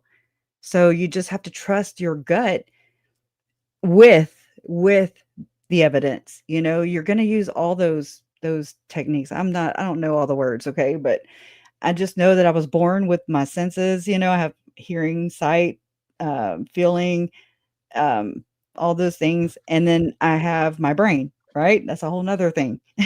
And then Logic and reason, and he's using yes, logic and reason here. yes, and I Yes. mean, I listen to a lot of the words that they use. I don't know, it's just the way my brain hangs on to things, and once I hear it twice, it's like, "Okay, I might wanna tuck that away." Um, I can't put sentences together, but I can recall things like that, like it's nobody's business, and you know, there's just certain things that catch me. So when I hear another one of these co-conspirators or alleged co-conspirators or whatever talking about something and just they'll say something even today, like, oh, here's something again that I've heard 1,000 times before. But this time my brain processed that, or it's something I've learned since then. You know, it's just it's interesting and it's always Yeah, moving. we're gonna hear some things on Friday on Dateline. Oh yeah. I mean, nothing that I've heard before. So, I don't know. I know how she has character assassinated Joe Ryan. She was doing that already with Charles. You know, I mean, she dehumanized him so much. And again, she's doing it to Tylee right now, dehumanizing, victimizing her own daughter. So, I mean, this is She did that with JJ too, according to Melanie. yeah, the drug baby, niece's drug baby Yeah. thing. And Yep. mhm. And then Melanie's like, "That's her boy," and I'm like, "That's not her boy. Obviously, it's not her boy, okay?" That's you know, the I don't know, these people are so I think they need help. I don't think they are a lost cause if they can be shown that, you know, "Hey, I don't know how you teach people that they're inverted," you know, I don't really have the answers for that, haven't gotten there yet, but I Well, I don't think think dehumanizing is the right word because that's what zombie does. Mhm. Zombie dehumanizes the people that you Yep. want out of your life and gives you the rationalization to do horrible things to them to get them out of your life. Like dehumanizing is the key word, I think, in this entire thing. Wow. Yeah. Now that you say that, you think about what happens whenever, uh Mormons go to the temple? What are they given? A new name? Right. I mean, that's a form of dehumanizing because you're no longer Lori Who and you were Chad, you're James before. and Yep. Elena. You're James and Yep. Elena now, and you're hear me roar, you know? And so and all the victims were given new names. They were given Rhonda. My mom was Rhonda. Charles was Eblos, Ned Schneider, Ned. Oh my gosh, and Ned. Garrett. Yeah. And even the 7 gatherers, you know, they all had different names. Miriam, uh, Lori was Joseph Smith's mother or grandmother. All kinds of, I mean, just all the names. Chad was Raphael. He was even the Holy Ghost. Okay. But I'm telling you, I've got this figured out. I figured it out. I was reading Mike Stroud's podcast earlier and I was like, oh my God, I got it now. So see, I like filled my brain with something else and that's why And I'm even not with Jason it. Mao was Moroni, right? I don't know. It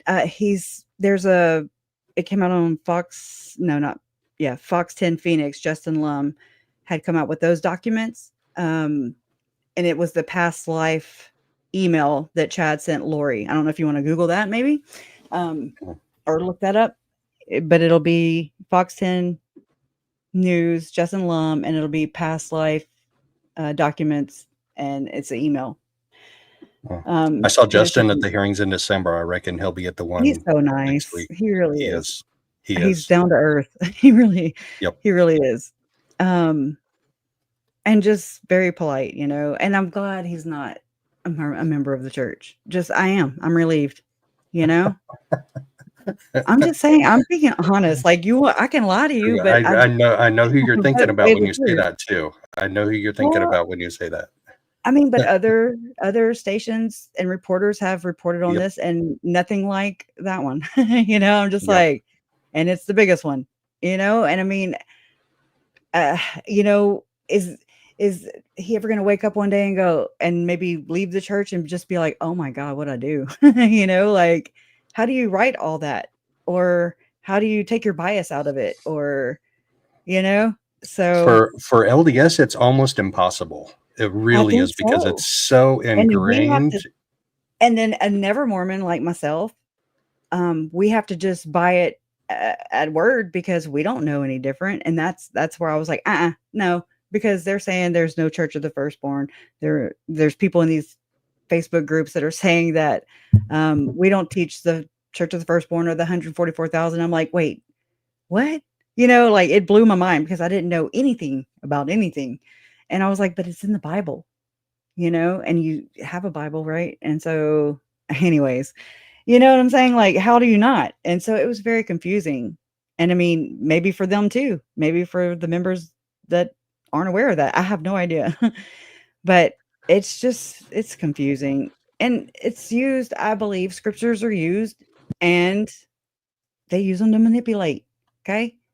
So that's just me. That's my honest Oh, opinion. no more remote viewing has a question for you. Is Glenn Pace LDS or was he a private investigation for the LDS? He was serving a leadership calling for the I don't know much about the 70s, but he was a bishop or an apostle, it said, a general authority. He was not a private investigator. He was um you know, high up in the leadership and he was tasked with this investigation. Like I said, he was I think an accountant, okay? And I mean, he did a really good job, a really thorough job. And I mean, what did we hear? That was like the third or second report he had done, or the third report that was turned in. One was on Satanism.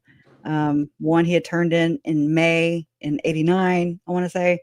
And so, what have we not seen? Like, this was not made for the public. It was leaked to the public. It said, "Do not reproduce" on the top, it written in bold letters or, you know, capital letters, and Which is the I'm first time that glad. Mormons are told not to reproduce. That's a good one. That's a good one. Hey, Jay, there's my fiance right there. Yeah. Well, I mean, but no, he wasn't a private investigator. And actually, now, and I haven't corroborated this, so don't quote me on this. I'm just saying what I have heard in the Mormon streets. That after Glenn Pace turned this document in, or this report in, I want to say rumor is that he was sent overseas to serve a mission, to serve on a mission, you know. So he was out of sight, out of mind. I mean, maybe, allegedly. I don't know. Look it up. Do your own research, y'all. It's so empowering too. Okay. Oh my gosh. We're gonna have to fix this.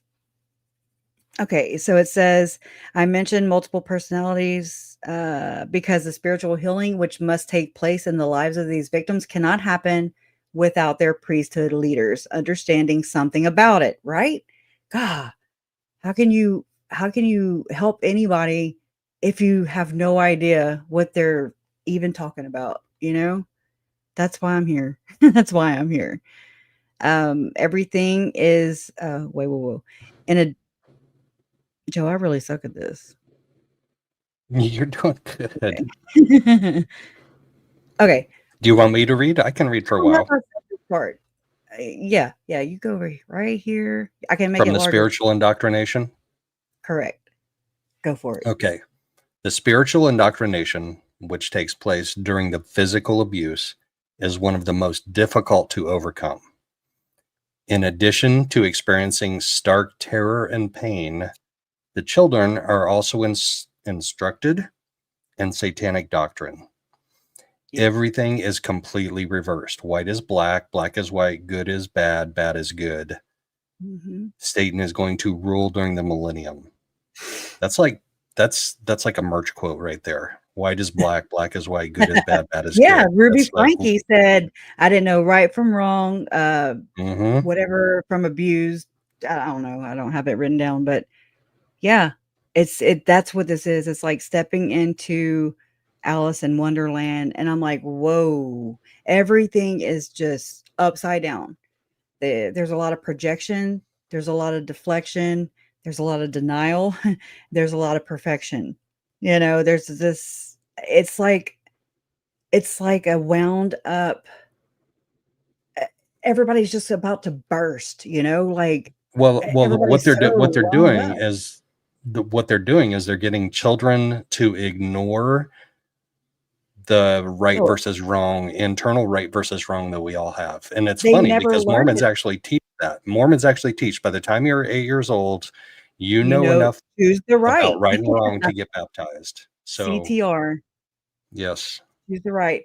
And on that note, think about how I try to think back of whenever I was a little kid, you know, and what my mom and dad said was word. I didn't know what God meant. I didn't know, you know what I mean? Like in the grand scope of things, like my world consisted of my parents.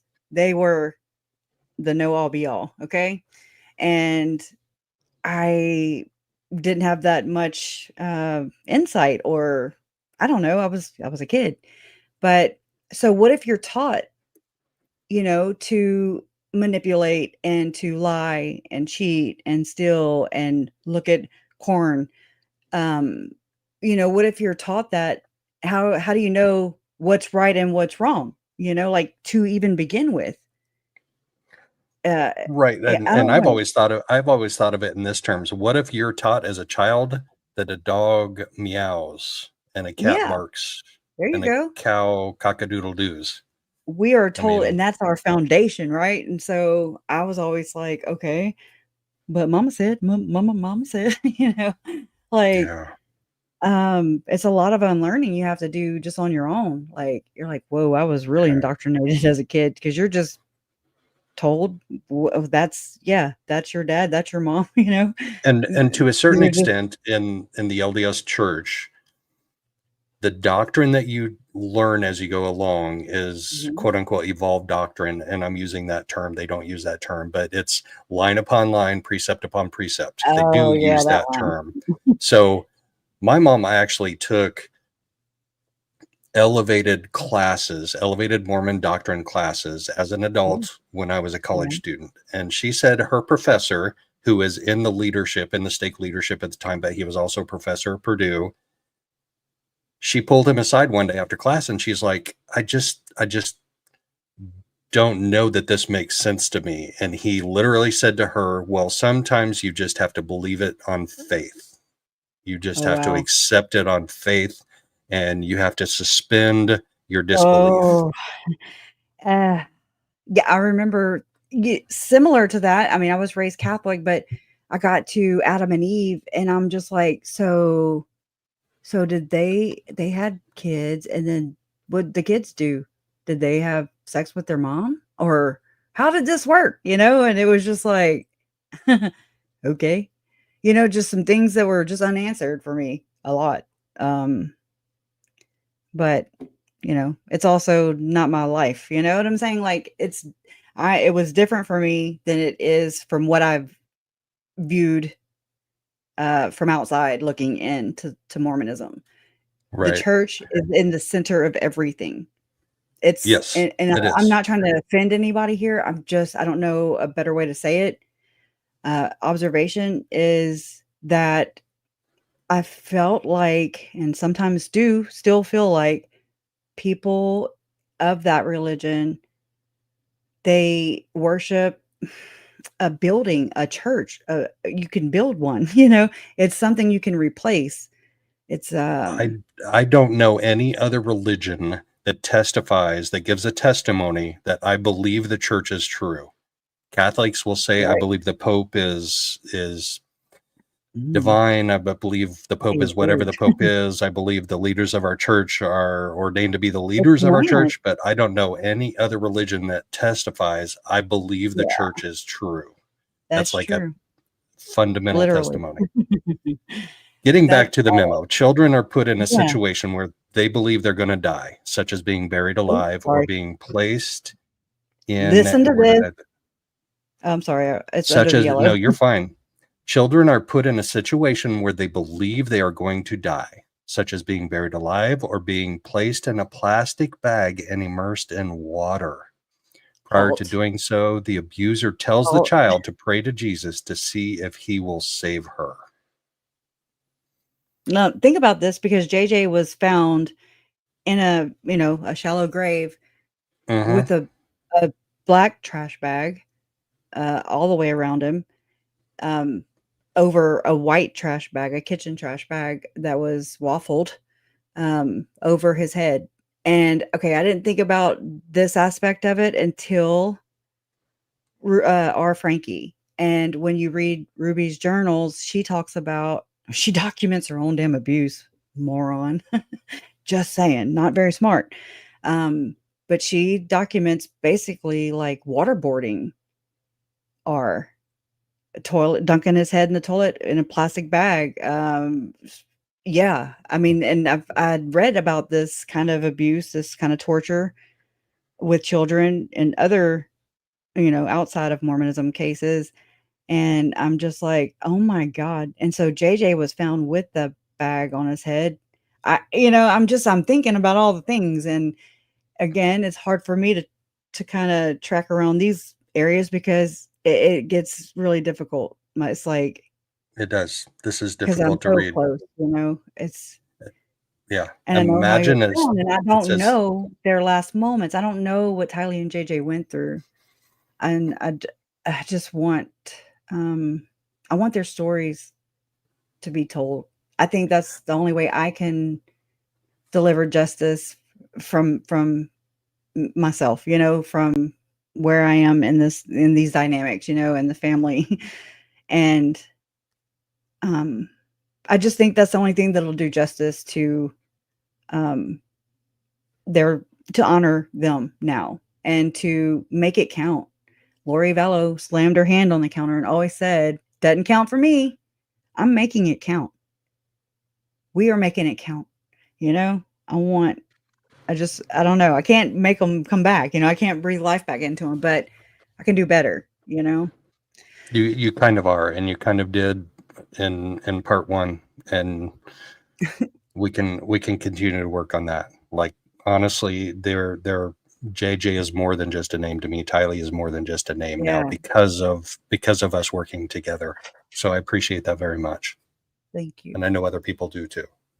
Thank y'all. It's awesome. All right, let's continue. Imagine a 7-year-old girl having been told she is going to die, praying to Jesus to save her, and nothing happens. Then at the last moment, she's rescued, but the person saving her is a representative of Satan. He uses this experience to convince her that the only person who really cares about her is Satan. She is a Satan's child, and she might as well become loyal to him. Just before Stop. or shortly Hold on. after their baptism into the church, children are baptized by blood into the Satanic order, which is meant to cancel out their baptism into the church. Wow. Yeah. But I They mean, will.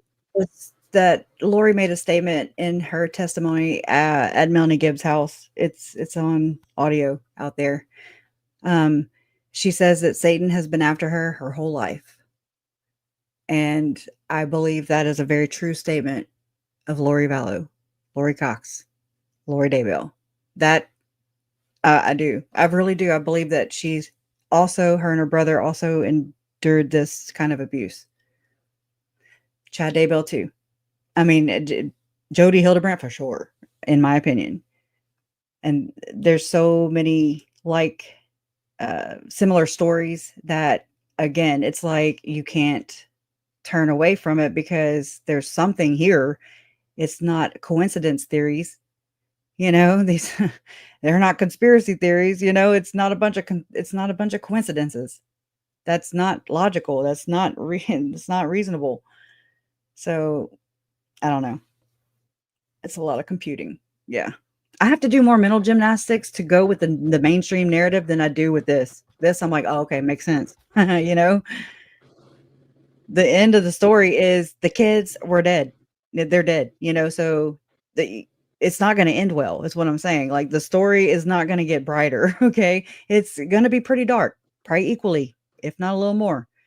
So, I mean, that to me makes sense, but alright. I quit. I stopped for a minute. Right, right. So we'll keep reading the memo. Cancel out the baptism into the church. They will be asked if they understand or have ever felt the Holy Ghost. And this is a key Mormon dog whistle term, the burning in your bosom. Oh, yeah. Supposedly, when you feel a burning in your bosom, that's the Holy Ghost testifying to you that whatever you're hearing is true. So when they Allegedly. reply they have, they'll be reminded of the horrible things they have participated in and will be told they have become a son or daughter of perdition, another Mormon dog whistle term, and therefore have no Mhm. chance of being saved or loved by our Father in heaven or Jesus.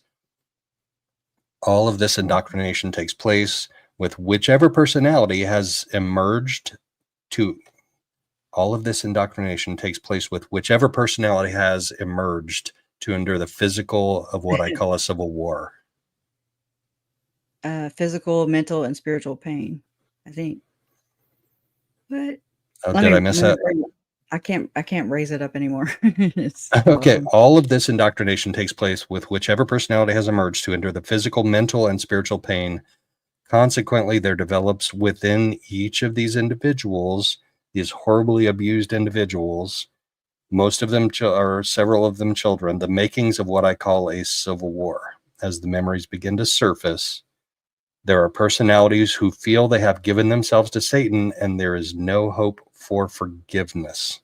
So we're talking about split personalities here in 1990. Multiple. Oh, yeah, this was Wow. called multiple personality disorder, if y'all remember Sybil, okay? But Mm-hmm. now they call it dissociative identity disorder, or DID, and it's because, of every time you fracture, one's brain, we have dementia and things like that, like trauma that I endured or whatever just from these murders, um, that does damage to your brain. It's brain damage, and so it causes it to split into different parts each time that you experience these things, and this is just my little understanding, okay? But, I mean, and so with each time the brain splits, it forms another personality. Well, like David Hamblin being a psychologist, he would call up certain parts. He would, let's say, he would say Tabitha or do whatever. Hypnosis is a big thing in this. So he would hypnotize his daughters allegedly and say Tabitha, and Tabitha knew that part of her brain, that part in her brain would come out, that personality, that persona, and she knew, or Tabitha knew, that it was time to perform sex acts on other members of the group. It's like perform. So, okay, so when you're not using that, that personality goes back into its compartment and is not called out until something triggers it, or, he uses I don't know the terms. It's almost hypnotic in nature. It is. That's what is going on.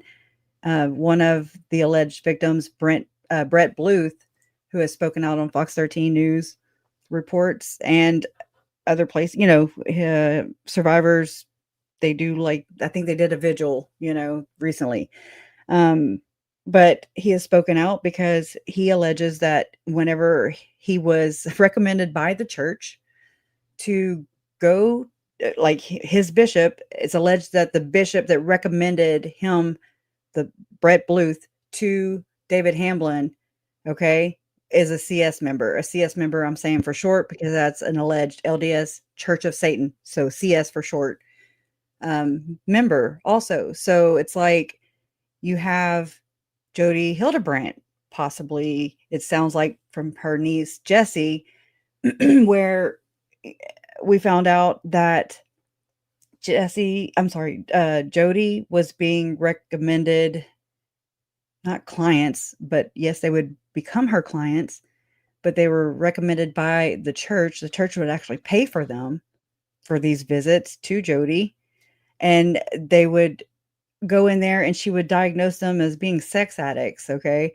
which that's not in the DSM, okay? So you can't properly bill an insurance company for that, because it doesn't exist. You can't treat somebody for sexual addiction if it's non-existent. So it's like a little scam here, allegedly, looks like. And it's very wolf in sheep clothing. If the church is trusting these therapists to recommend its members to, then the member goes, then the member is abused by the therapist because they're trying to convert them and make them not gay or not, have a sexual addiction. Look at Kevin Franke. Look at Adam Steed. Look at Jesse Hildebrandt. Look at the victims, okay? The alleged victims, what I'm saying? That's your evidence. It's like, by ye fruits, ye shall know. And I don't have a bunch of allegations or any allegations against me for doing any kind of hideous, perpetration on anybody, much less a child. So it's like, do we do this for everybody? We assume that people are innocent until proven guilty in a court of law. But, it's just like, it's a catch-22. We're working with like a broken system all over the place. And it's like, we're all like holding our finger, because the pipe has so many freaking water's just spouting out everywhere. And we're all just holding a finger on it, like trying to stop the water from coming out, and just plugging the hole for a second. But it's well, the disturbing part is what we're going to read next in the memo. Okay. Yeah. The core person, and the reason we can't plug all the holes, the core person is an active member of the church, often with a temple recommend. So for those of you who don't know what a temple recommend is, you have to meet with either your bishop or your stake president. I don't remember who it was. That was like years ago for me. That was like 20 years ago for me, 30 years ago. But you have to swear to them that you are abiding by the principles of the church. Like you're obeying the word of wisdom. You're not breaking any of the 10 commandments. like you're being faithful in your duties as a church member. You're like fulfilling your calling, whether that's as a Sunday school teacher or the organist or whatever it They're is. yeah, That's how you yeah. get a temple recommend. So Lori had one, and Chad had one. Jason Mao had one. I'm How looking many it up times? right now. How many times was Lori going to the temple back then? Every day, sometimes multiple times per day. That All is right. highly Look, unusual. I'm That is gonna highly unusual. yeah, look, I'm gonna show this real quick because I got it pulled up. Ready? This Yep. is Lori in her audio. Oh, I have had lots of angelic ministry with people who wake me up 4:00 in the morning and tell me things to do. I no longer need to sleep very much because I'm woken up constantly by angels and giving me instructions on things that I can do to help further the Father's work. I don't know if you want me to tell the story or you don't want me to tell the story, but I feel like you do want to. Your story's pretty meaty. Yeah. Are you awake now? she's awake now. It's been a long journey. There was a point in my life, there's a changing point in your life, right? You're a member of the church your whole life. I always loved the Lord.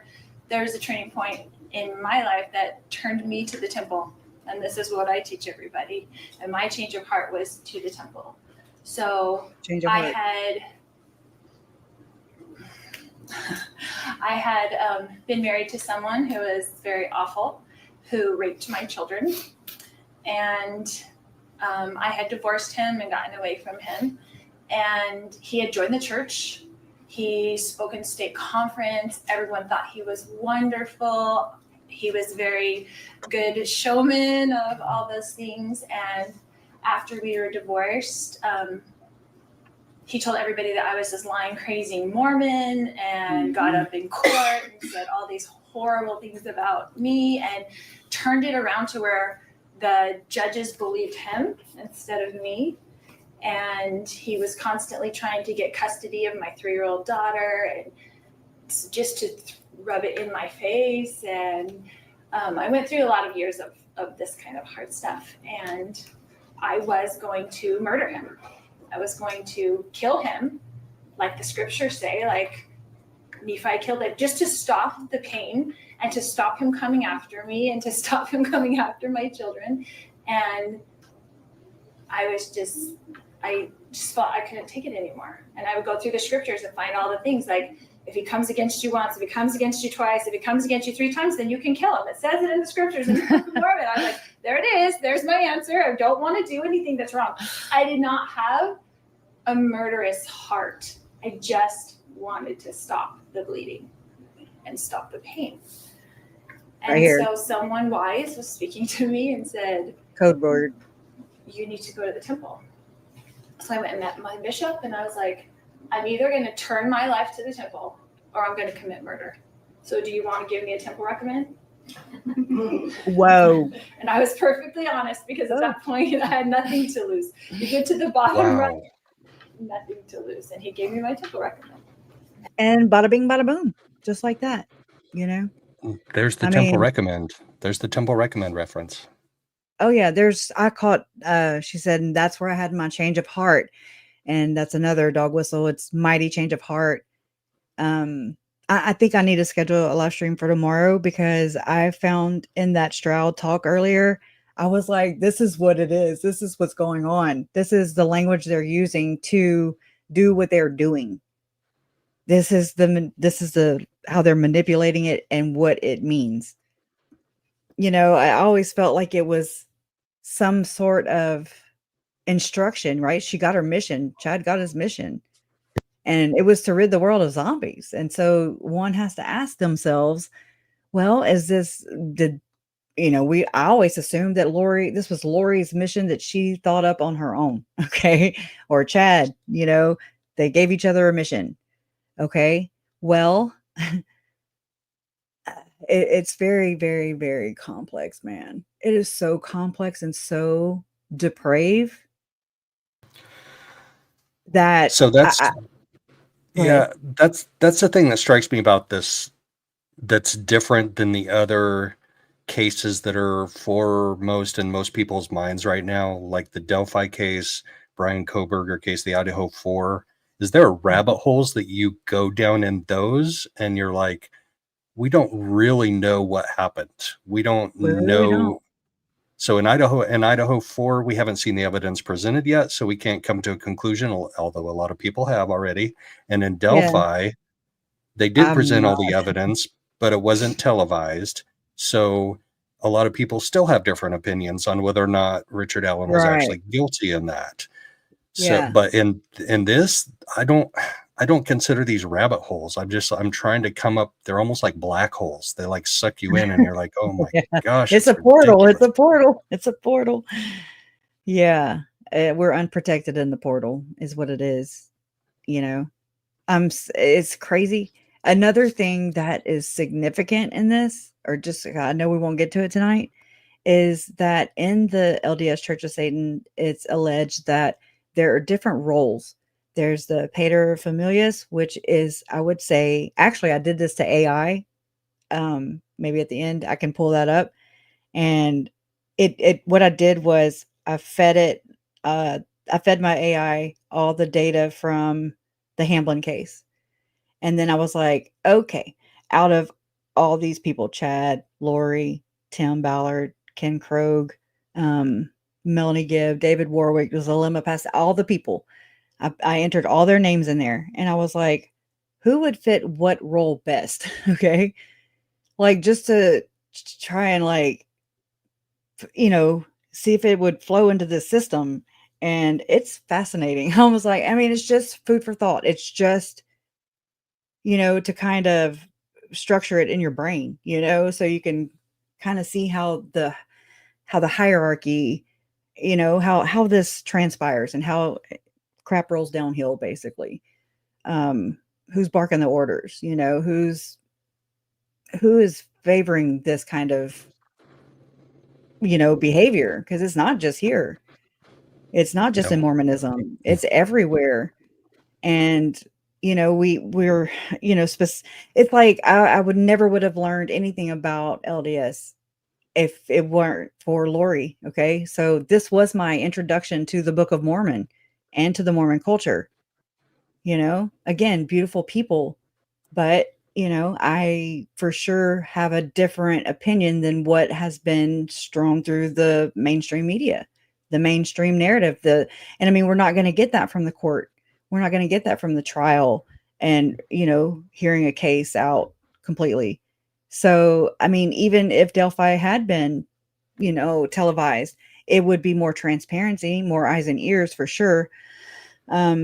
Maybe more solid people leaning one way and solid leaning the other. I mean, just it would be more clear. But this case was televised. Lori's trial wasn't. It was audio, but you get the gist. I mean, it's and it's still not at all like what I believe is going on. It didn't solve anything.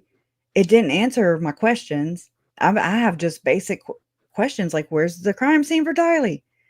Who all was there? Where's everybody else's pings, and geolocations? And where's the rest of the handcuffs? Where's the rest of the sentences? You don't have to charge them for murder, but you can charge them for obstruction of justice, because they all, in my opinion, did that. These kids Right. didn't have a leg to stand on. And that goes back to my original theory back in the beginning of this live tonight, that the prevalence of the LDS Church in Utah and Idaho and Arizona, like how much did those cops like back off Exactly. because this Are had they to do with the Freemasons? church? Is it a brotherhood thing? Is it not just the church ties, but is it an oath that they swore and they put before everybody else? Why was Chad Daybell walked through a different door with his attorney when Lori was extradited and showed up to her first hearing in Idaho, when she snubbed her nose up at everybody? My parents were there. Colby was there, and she would act like she was dancing on marshmallows. not a care in the world. Her 2 kids were in the ground in her husband's backyard, and she's walking in like she's exalted. And But not just how like she walked in. regularly buried there. Like, where is the rest of Ty Lee? Yeah, where's the rest of Tylee? And I mean, there's some interesting connections that not just I'm not taking credit for all this, okay? Because this is a lot of other people's hard work. And so I've just been kind of looking everywhere. I filter through things, and I'm just like, I take what I need and I leave the rest. It's like Bluebell, okay? But except we eat that. But like I don't ever force anything. I mean, I can't prove it, all I can do is lay it out and you decide for yourself, which is how this should work anyways. And it's okay if you have a differing view than I do. It's okay. And it's okay. We also have to think that more than one thing can be true. Just to not, I mean, the whole point is to get to the root of the problem. Another point is to know the root of the problem so that you can point out the right thing or things and warn people about that, because I mean, like right now, everybody's like, okay, well, Chad and Lori are in prison, and so we're good. We're safe. The streets are safe. Yeah, No, they're I no. think the Mormon Church, the LDS Church, has a 12-step program problem because they You know won't, who came up number with one, that? admit that they have a problem. You know who came up with that? Or No, was I just did. I just on did the just now. board? No, the 12-step program, Jody Hildebrandt had to do with that too. Oh, Developing it. yeah, right. Yeah, that's nuts though. It's like, come on, man. I'm just saying the LDS Church has to admit they have a problem before they can solve it. And it's like I compare it or I liken it to maybe having like a narcissistic parent. As I look at the church like it's narcissistic and it's not gonna admit its fallacies. It's not gonna admit that it's all the things. It's not going to admit its wealth because it don't want its members telling it what to do with it. It Nope. doesn't want.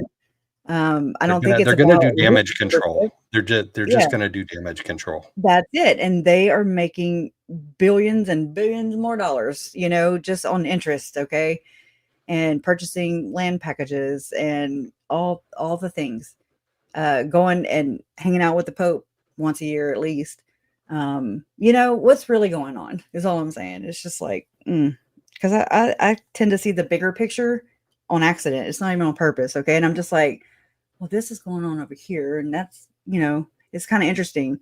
Like when P. Diddy was arrested and all that and charged or whatever, with trafficking and all that crazy stuff over there, I was already following and researching into Tim Ballard and that whole operation. And I'm like, oh, good. Oh, good. Yes, they're cracking down on it. All right. Maybe this guy will finally be held accountable, like, because this is part of this story too. We'll get to that one day. But it's like watching all these different pieces of like the only thing I can say is that it's similar to is, my parents owned a transportation company and I used to do dispatch. And so you kind of have to figure out the routes for your drivers, like who's going to take this leg of the drive because you can only drive so many hours per day safely, and being in whatever with the, I forget words all the time to be in coordination. Anyways, to be in line with the DOTD. Okay. And then, so this leg would be this person, this leg would be this driver, and then this leg of the run would be the last driver. And so that's kind of what I feel like is happening here. I feel like Lori and Chad were exposed, and that's this leg. And then the other leg, it's the same run though. It's the same game. It's the same case. It's the same movement or conspiracy or like-minded people, a group of like-minded people that aren't getting called out all at one time. And so people aren't connecting them besides saying, oh my God, there's so many people that have basically drawn the correlations between Lori Vallow and Ruby Frankie. Like, you can't watch anything on Ruby Frankie without seeing or hearing Lori Vallow. Just like with Spring Thibodeau, that happened in Arizona, and Lori Vallow was used in the court documents, as a reason for why his son might have been in trouble. If she's now case, what do you call it? Reference. Or yeah, I can't put a thought together right now. I'm like, blah. We've been going for But 2 hours. I can understand. that's about when it happens. Right. It is. I'm mush. Let me get to the end of this page on this memo. There you go. No, where are we at? The core person is an active member of the church, often with the temple recommend. As integration takes place, the civil war begins. Sometimes in an interview, personalities of the dark side have come out. Oh my goodness. Can you imagine being him? Wait, I don't And even. those, Oh, I'm down at wow. the end. We're like in the last Okay. last 3-4 lines. I'm like, I can't find you. Gotcha. Sometimes in an interview, personalities of the dark side have come out. And this guy, so here's the thing about Yeah. Mormon leadership, like in them counseling people and interviewing people and doing marriage counseling, they have no Absolutely. training in that. None. 99% of them have no training in that. And So what's I mean, I feel bad for them. That's got to be a load, another load that they don't get paid for. I mean, I've watched all the shows, and I just don't know how to explain it. But that is just, I mean, I understand the sentiment. However, when it gets you privilege, because you're not going to disclose that one of your members that you're counseling, that you're not even certified or to counsel, but then yet you can't testify and say that they told you or they confessed to you that you diddled your children or whatever. So it's like it's really weird. It's very one-sided, and it's not right. Like, make it right, make it make sense. Like, it doesn't make sense. and this is I one of the understand few guys, volunteering, this Glenn Pace memo, and I'm with you. I like this guy, is me one too. of the few that does try to make sense out of it, that does try to Yeah. make it make sense. And I But just there are feel like so many, they want to sweep it under the rug. They want to like that's just do it. damage The control. Mormon way, man. I look at Janice, I look at Barry when I think of this sweeping under the rug. Nothing to see here. Nothing is wrong. Everything's fine. It didn't come from us. We're perfect. We're looking down on all of you. Well, at least that family for sure. Barry thinks he's in the upper 5%, and the rest of us are below. So, I mean, just in her home hierarchy, her and Alex's hierarchy of their own home, there's that structure. That's how they're raising their kids. And then they're also, indoctrinated and, with the culture and the church, of the church, and I mean, it's just like, I feel like empathy in this aspect for them because they never stood a chance. They never stood a chance. Mm. And how frustrating, how that's such a waste, They were when they if were they with weren't they were raised with like, they were with Kay and Larry. Like they could have had a good life with Kay and Larry, yeah, right? with whomever, with Chad, whatever, just do it the right way. There's a right way, and then there's like, whoa. Hello girl, that's wilding out big time. That's just like off the deep end. And just with all the pressures, Mm. with all of this, and then there's this inversion of this other group that exists within the church. It's a church within the church, and they are holding callings. Chad was an executive ward clerk, or I'm sorry, he was a ward clerk, an executive secretary. He was serving a calling. He had access to the church meeting house. And we're going to read about that, when we continue this. But He also had access to a cemetery, right? access to a cemetery. I just really think maybe, possibly, that is they were living inverted lives. White and is it's a black and slippery black is white. slope. Yes. And, she thinks that she did everything that the Lord told her to do. The question is, who's her Lord? Does she know? Because we're just buying it as that's the same Lord that we worship. And that's not what's going on here. And that's a very, very whoa. It's taken me a lot to adapt to their way of thinking. And I mean, I'm not thinking it. I don't follow it. I don't endorse it. I just want to know and see it through their lens as best as I can. And just try Hmm. and make sense of the nonsensical, like my uncle said. And that's kind of You what know? he's doing here in this memo. He says, sometimes in an interview, personalities of the dark side have come out. They are Yeah. petrified or perhaps full of hate for me and what I represent. So that's the Yeah. church. Eventually, those Yeah. personalities need to be dealt with spiritually and psychologically. Most victims are suicidal. They have been brainwashed with drugs, hypnosis. Who said that earlier? I did. And other Mhm. means to become suicidal. Yep. I mean, it's you can't in my opinion, you can't deny this. If everybody were to have a prerequisite of reading this and then learning about the Lori Daybell and Ruby Frankie and Jody Hildebrandt and all the people, their cases, you would be like, it's but we're not. I didn't know this existed. I knew about devil worshippers or whatever, but I don't remember the satanic panic. I mean, the fact that it's labeled that is interesting, and it comes from the three-letter government agencies. I mean, that's what I've learned. I don't know. I could be very ignorant in that, but it just seems like let's put a negative spin on it, and it makes people go urch and they will go no further. Okay. They automatically throw their wall up and they say, oh, and then now I think they chalk it off to QAnon or whatever. I don't even understand all that. And I'm just like, what? But I'm over here. I'm like, this is my family. So that's my end game. Okay. My end game is just trying to figure out what happened to them and why. It answers my questions. Why? Whereas again, when you're just dealing with the mainstream narrative, what's been put out there by news media, if a case, you know what I'm saying? It's crazy because this case is so widely known. Not everybody gets to experience that.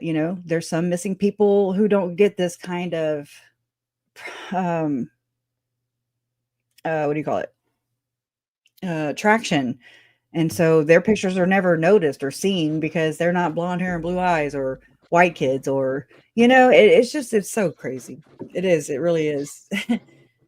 There's so many things to talk about in this, just it- just the entire aspect of all the aspects of this case, and then if you just apply that to every case that's out there, just all the things that one thinks about, as a family member, just like it blows your mind. It really If does. this happened to one of my children, it would be my worst nightmare ever. Uh, So I just it's I can't imagine adopting it or yeah, allowing it just just you know as something that's normal or shouldn't be yeah, shouldn't, silenced. because if Yeah, it happened to one of my kids, I would probably be going to jail for murder to whoever did it to one of my right. kids. I I mean, know. I did but to accept it as normal is See, just bizarre to you me, can't. and And so systemically. yeah, and a lot of people and I mean, I get it because you're not, it's not your family, so I understand. But like everybody that is still with me through all this time, I mean, I'm just like, y'all are some freaking troopers or like glutton for punishment or both, Are, I don't are know. you sure you should be going to the trial? Are you sure you're not going to jump across that I don't that know. rail? I imagine it, but I have my mom raised me my entire life to just, just be the bigger person, to turn the other cheek. Because I mean, really, what would that satisfy? That would Nothing, satisfy me right there in the moment. And right? then then I'd be right And there then with her. instant regret, right? Then you have instant Exactly. regret. Yeah. So I know I have a lot of restraint like that too. I just talk a lot of caca. I do. I do. I'm like, hey girl, just let me talk. Let me just talk at her just a little bit. Oh my God, she would just fling her nose up at me. I know it. I just knows it. Anyways, but I don't know. I do think I do want to be there. I want her to feel my presence just like I made my presence known in her first trial. However many trials she wants to go through, I'll be there. And I hope she sees her victims in my eyes. I do. Again, I hope she sees them again and is scared. Yeah. We had a weird eye exchange, I'm sorry, stare exchange. And that was the day that she ended up wanting to be dismissed for the rest of the day. They were showing autopsy pictures of the kids. And I forgot that we had that stare exchange right before that. I left right after that. Then me and mom had to run back up to the courthouse because Lori didn't want to be there the rest of the day. And we're like, oh no. You And had the what so exchange? You had a stare we exchange? had like it was the weirdest freaking thing ever. And I didn't even realize it at that moment, that I hadn't had time to process my thoughts, because I literally was there that morning. I knew it was going to be a hard day because they pre-warned us. Me, Larry, I think my Uncle Jerry was there, family and stuff. And so they're talking about it. There's, okay, Rachel Smith was standing right in front of me. We were right behind prosecution.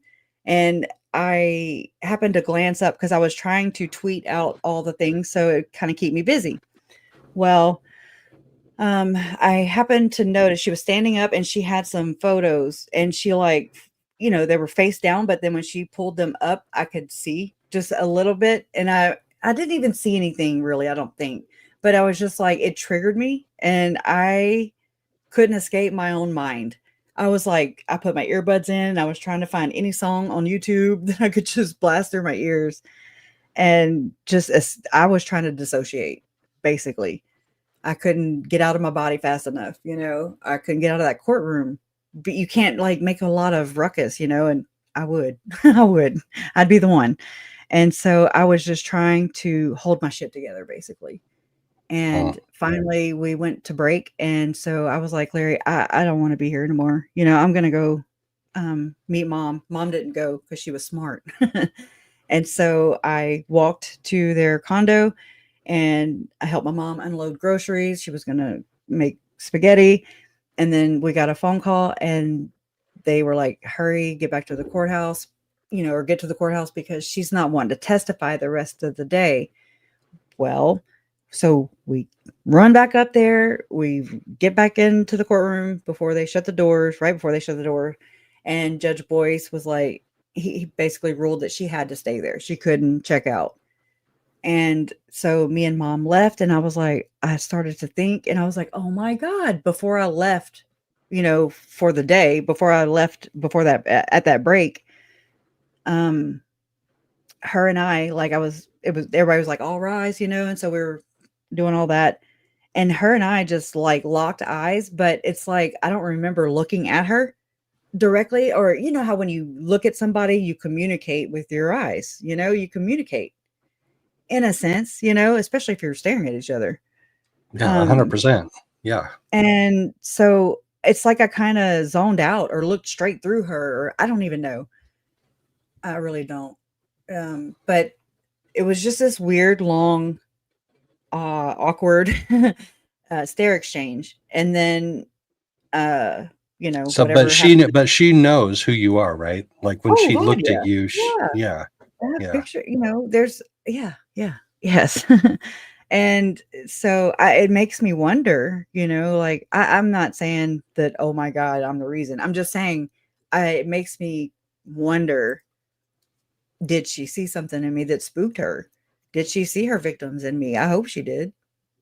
I hope the hell they were like, hey girl, and I hope so. Yeah, I mean, Salty says that she can see the resemblance. JJ, yeah. Yep. I never heard that before, but JJ's birth mom, Mandy, she told me that and I was like, what? Really? and then I see my brother and my kids, it's interesting how that works. I also see my brother like in my uncles, sometimes Uncle Charles every now and my Uncle Bobby. Yeah. But I mean, we're all related. So, but thank you for saying that. That's sweet. Poor So how do kid. you want to wrap this up? Do you want to like try and get through the rest of the memo, or do you want to save it for another night? It's like 20 pages or 12 pages, or I forget how many pages, Oh, but good grief. Holy you're cow. more than welcome to. My mouth's already dry. It's dry. All right. Well, let's wrap But I it need up to drink then. more water. I need to drink more water. Yeah, I do too. Yeah. I'm not a thirsty person ever, but I always have a dry mouth because I'm probably thirsty. But I don't know how to. I don't know. What do you want to do? Let's see. Let's see. Actually, I'm gonna pull up that. Remember how I was telling you about. Let me go to my videos real quick. In my whoop. It was the LDS Church of Satan. It was. Hold on. You go ahead and talk. I'm gonna hush. That's while I look for it. Oh no, that's not it. Okay. And I have a video on the Glenn Pace memo. I do. It's done. I could have just played it, but you can't stop every sentence and break it down because it needs to be broken down. This was good. This is like the back and forth is good because you got to stop sometimes. I got to stop sometimes, and we got to like hash this out.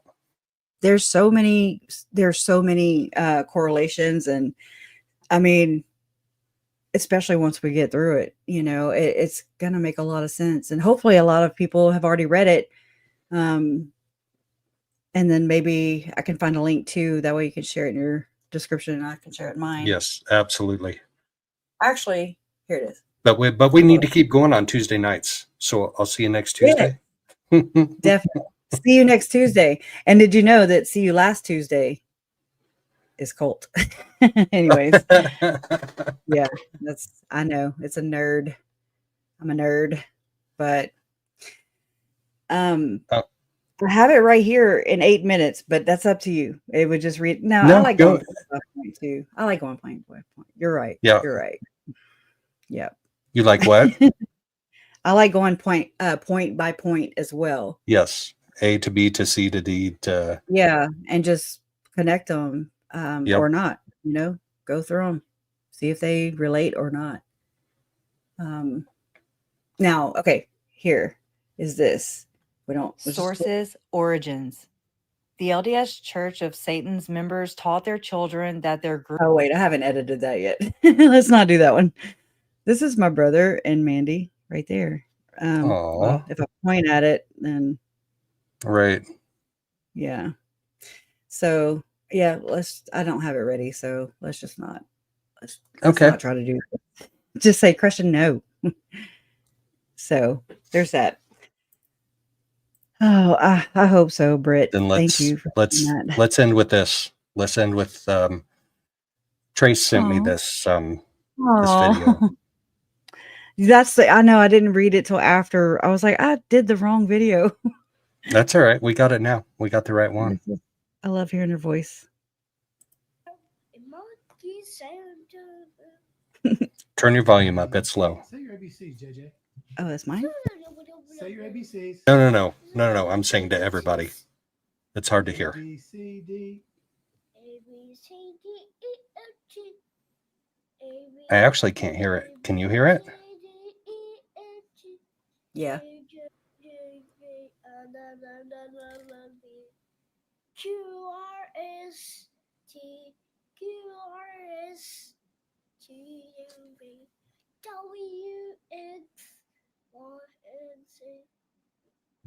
No, I know ABC's next time we choose Yay!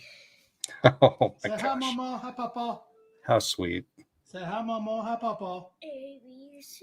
Say hi, Mama, and hi, Papa. Mama, hi, Mama. Yes. I mean, Oh, it's just sweet. precious, you know. I love hearing Uncle Charles's voice. It's distinct, you know, and just to hear a kid just being a kid and saying his Exactly. blah, blah, blah, blah, Exactly. blah, blah. And Uncle Exactly. Charles was all about milestones with JJ, and whereas Lori was not.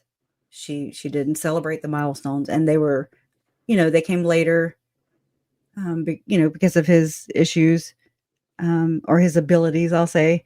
Um, it's interesting to know that part, you know, that she didn't celebrate his milestones. I mean, that's kind of goes into play here with the rest of what we're learning, you know, with the SRA and all this stuff. So Yeah. All she did was bitch about him to everybody that I've ever seen talk about how she talked to them about him. All she yeah, ever did was bitch about how not difficult to he your was. face though. It's that passive aggressive, that judgmental, snooty tooty. I'm exalted. I mean, I guess when someone thinks that they're exalted, then you know, everything's off the table. All right. So Well, you and I are going to keep JJ and Tylee's memories alive, and your Uncle Charles too. and So, Tammy Joe. and No, yeah, I feel like I leave them out a lot. Um, I don't have any personal stories besides I learned about them through these tragedies, you know. So they're always with us in our hearts, and you know, we just want yeah. justice for them. And I appreciate you, and I appreciate your community. Thank y'all for having me here again, and I will see you next Tuesday. I appreciate you too. And what do you say about love? It always wins. It was Uncle Charles. Love Uncle always Charles said wins. it. Love always wins. Bye.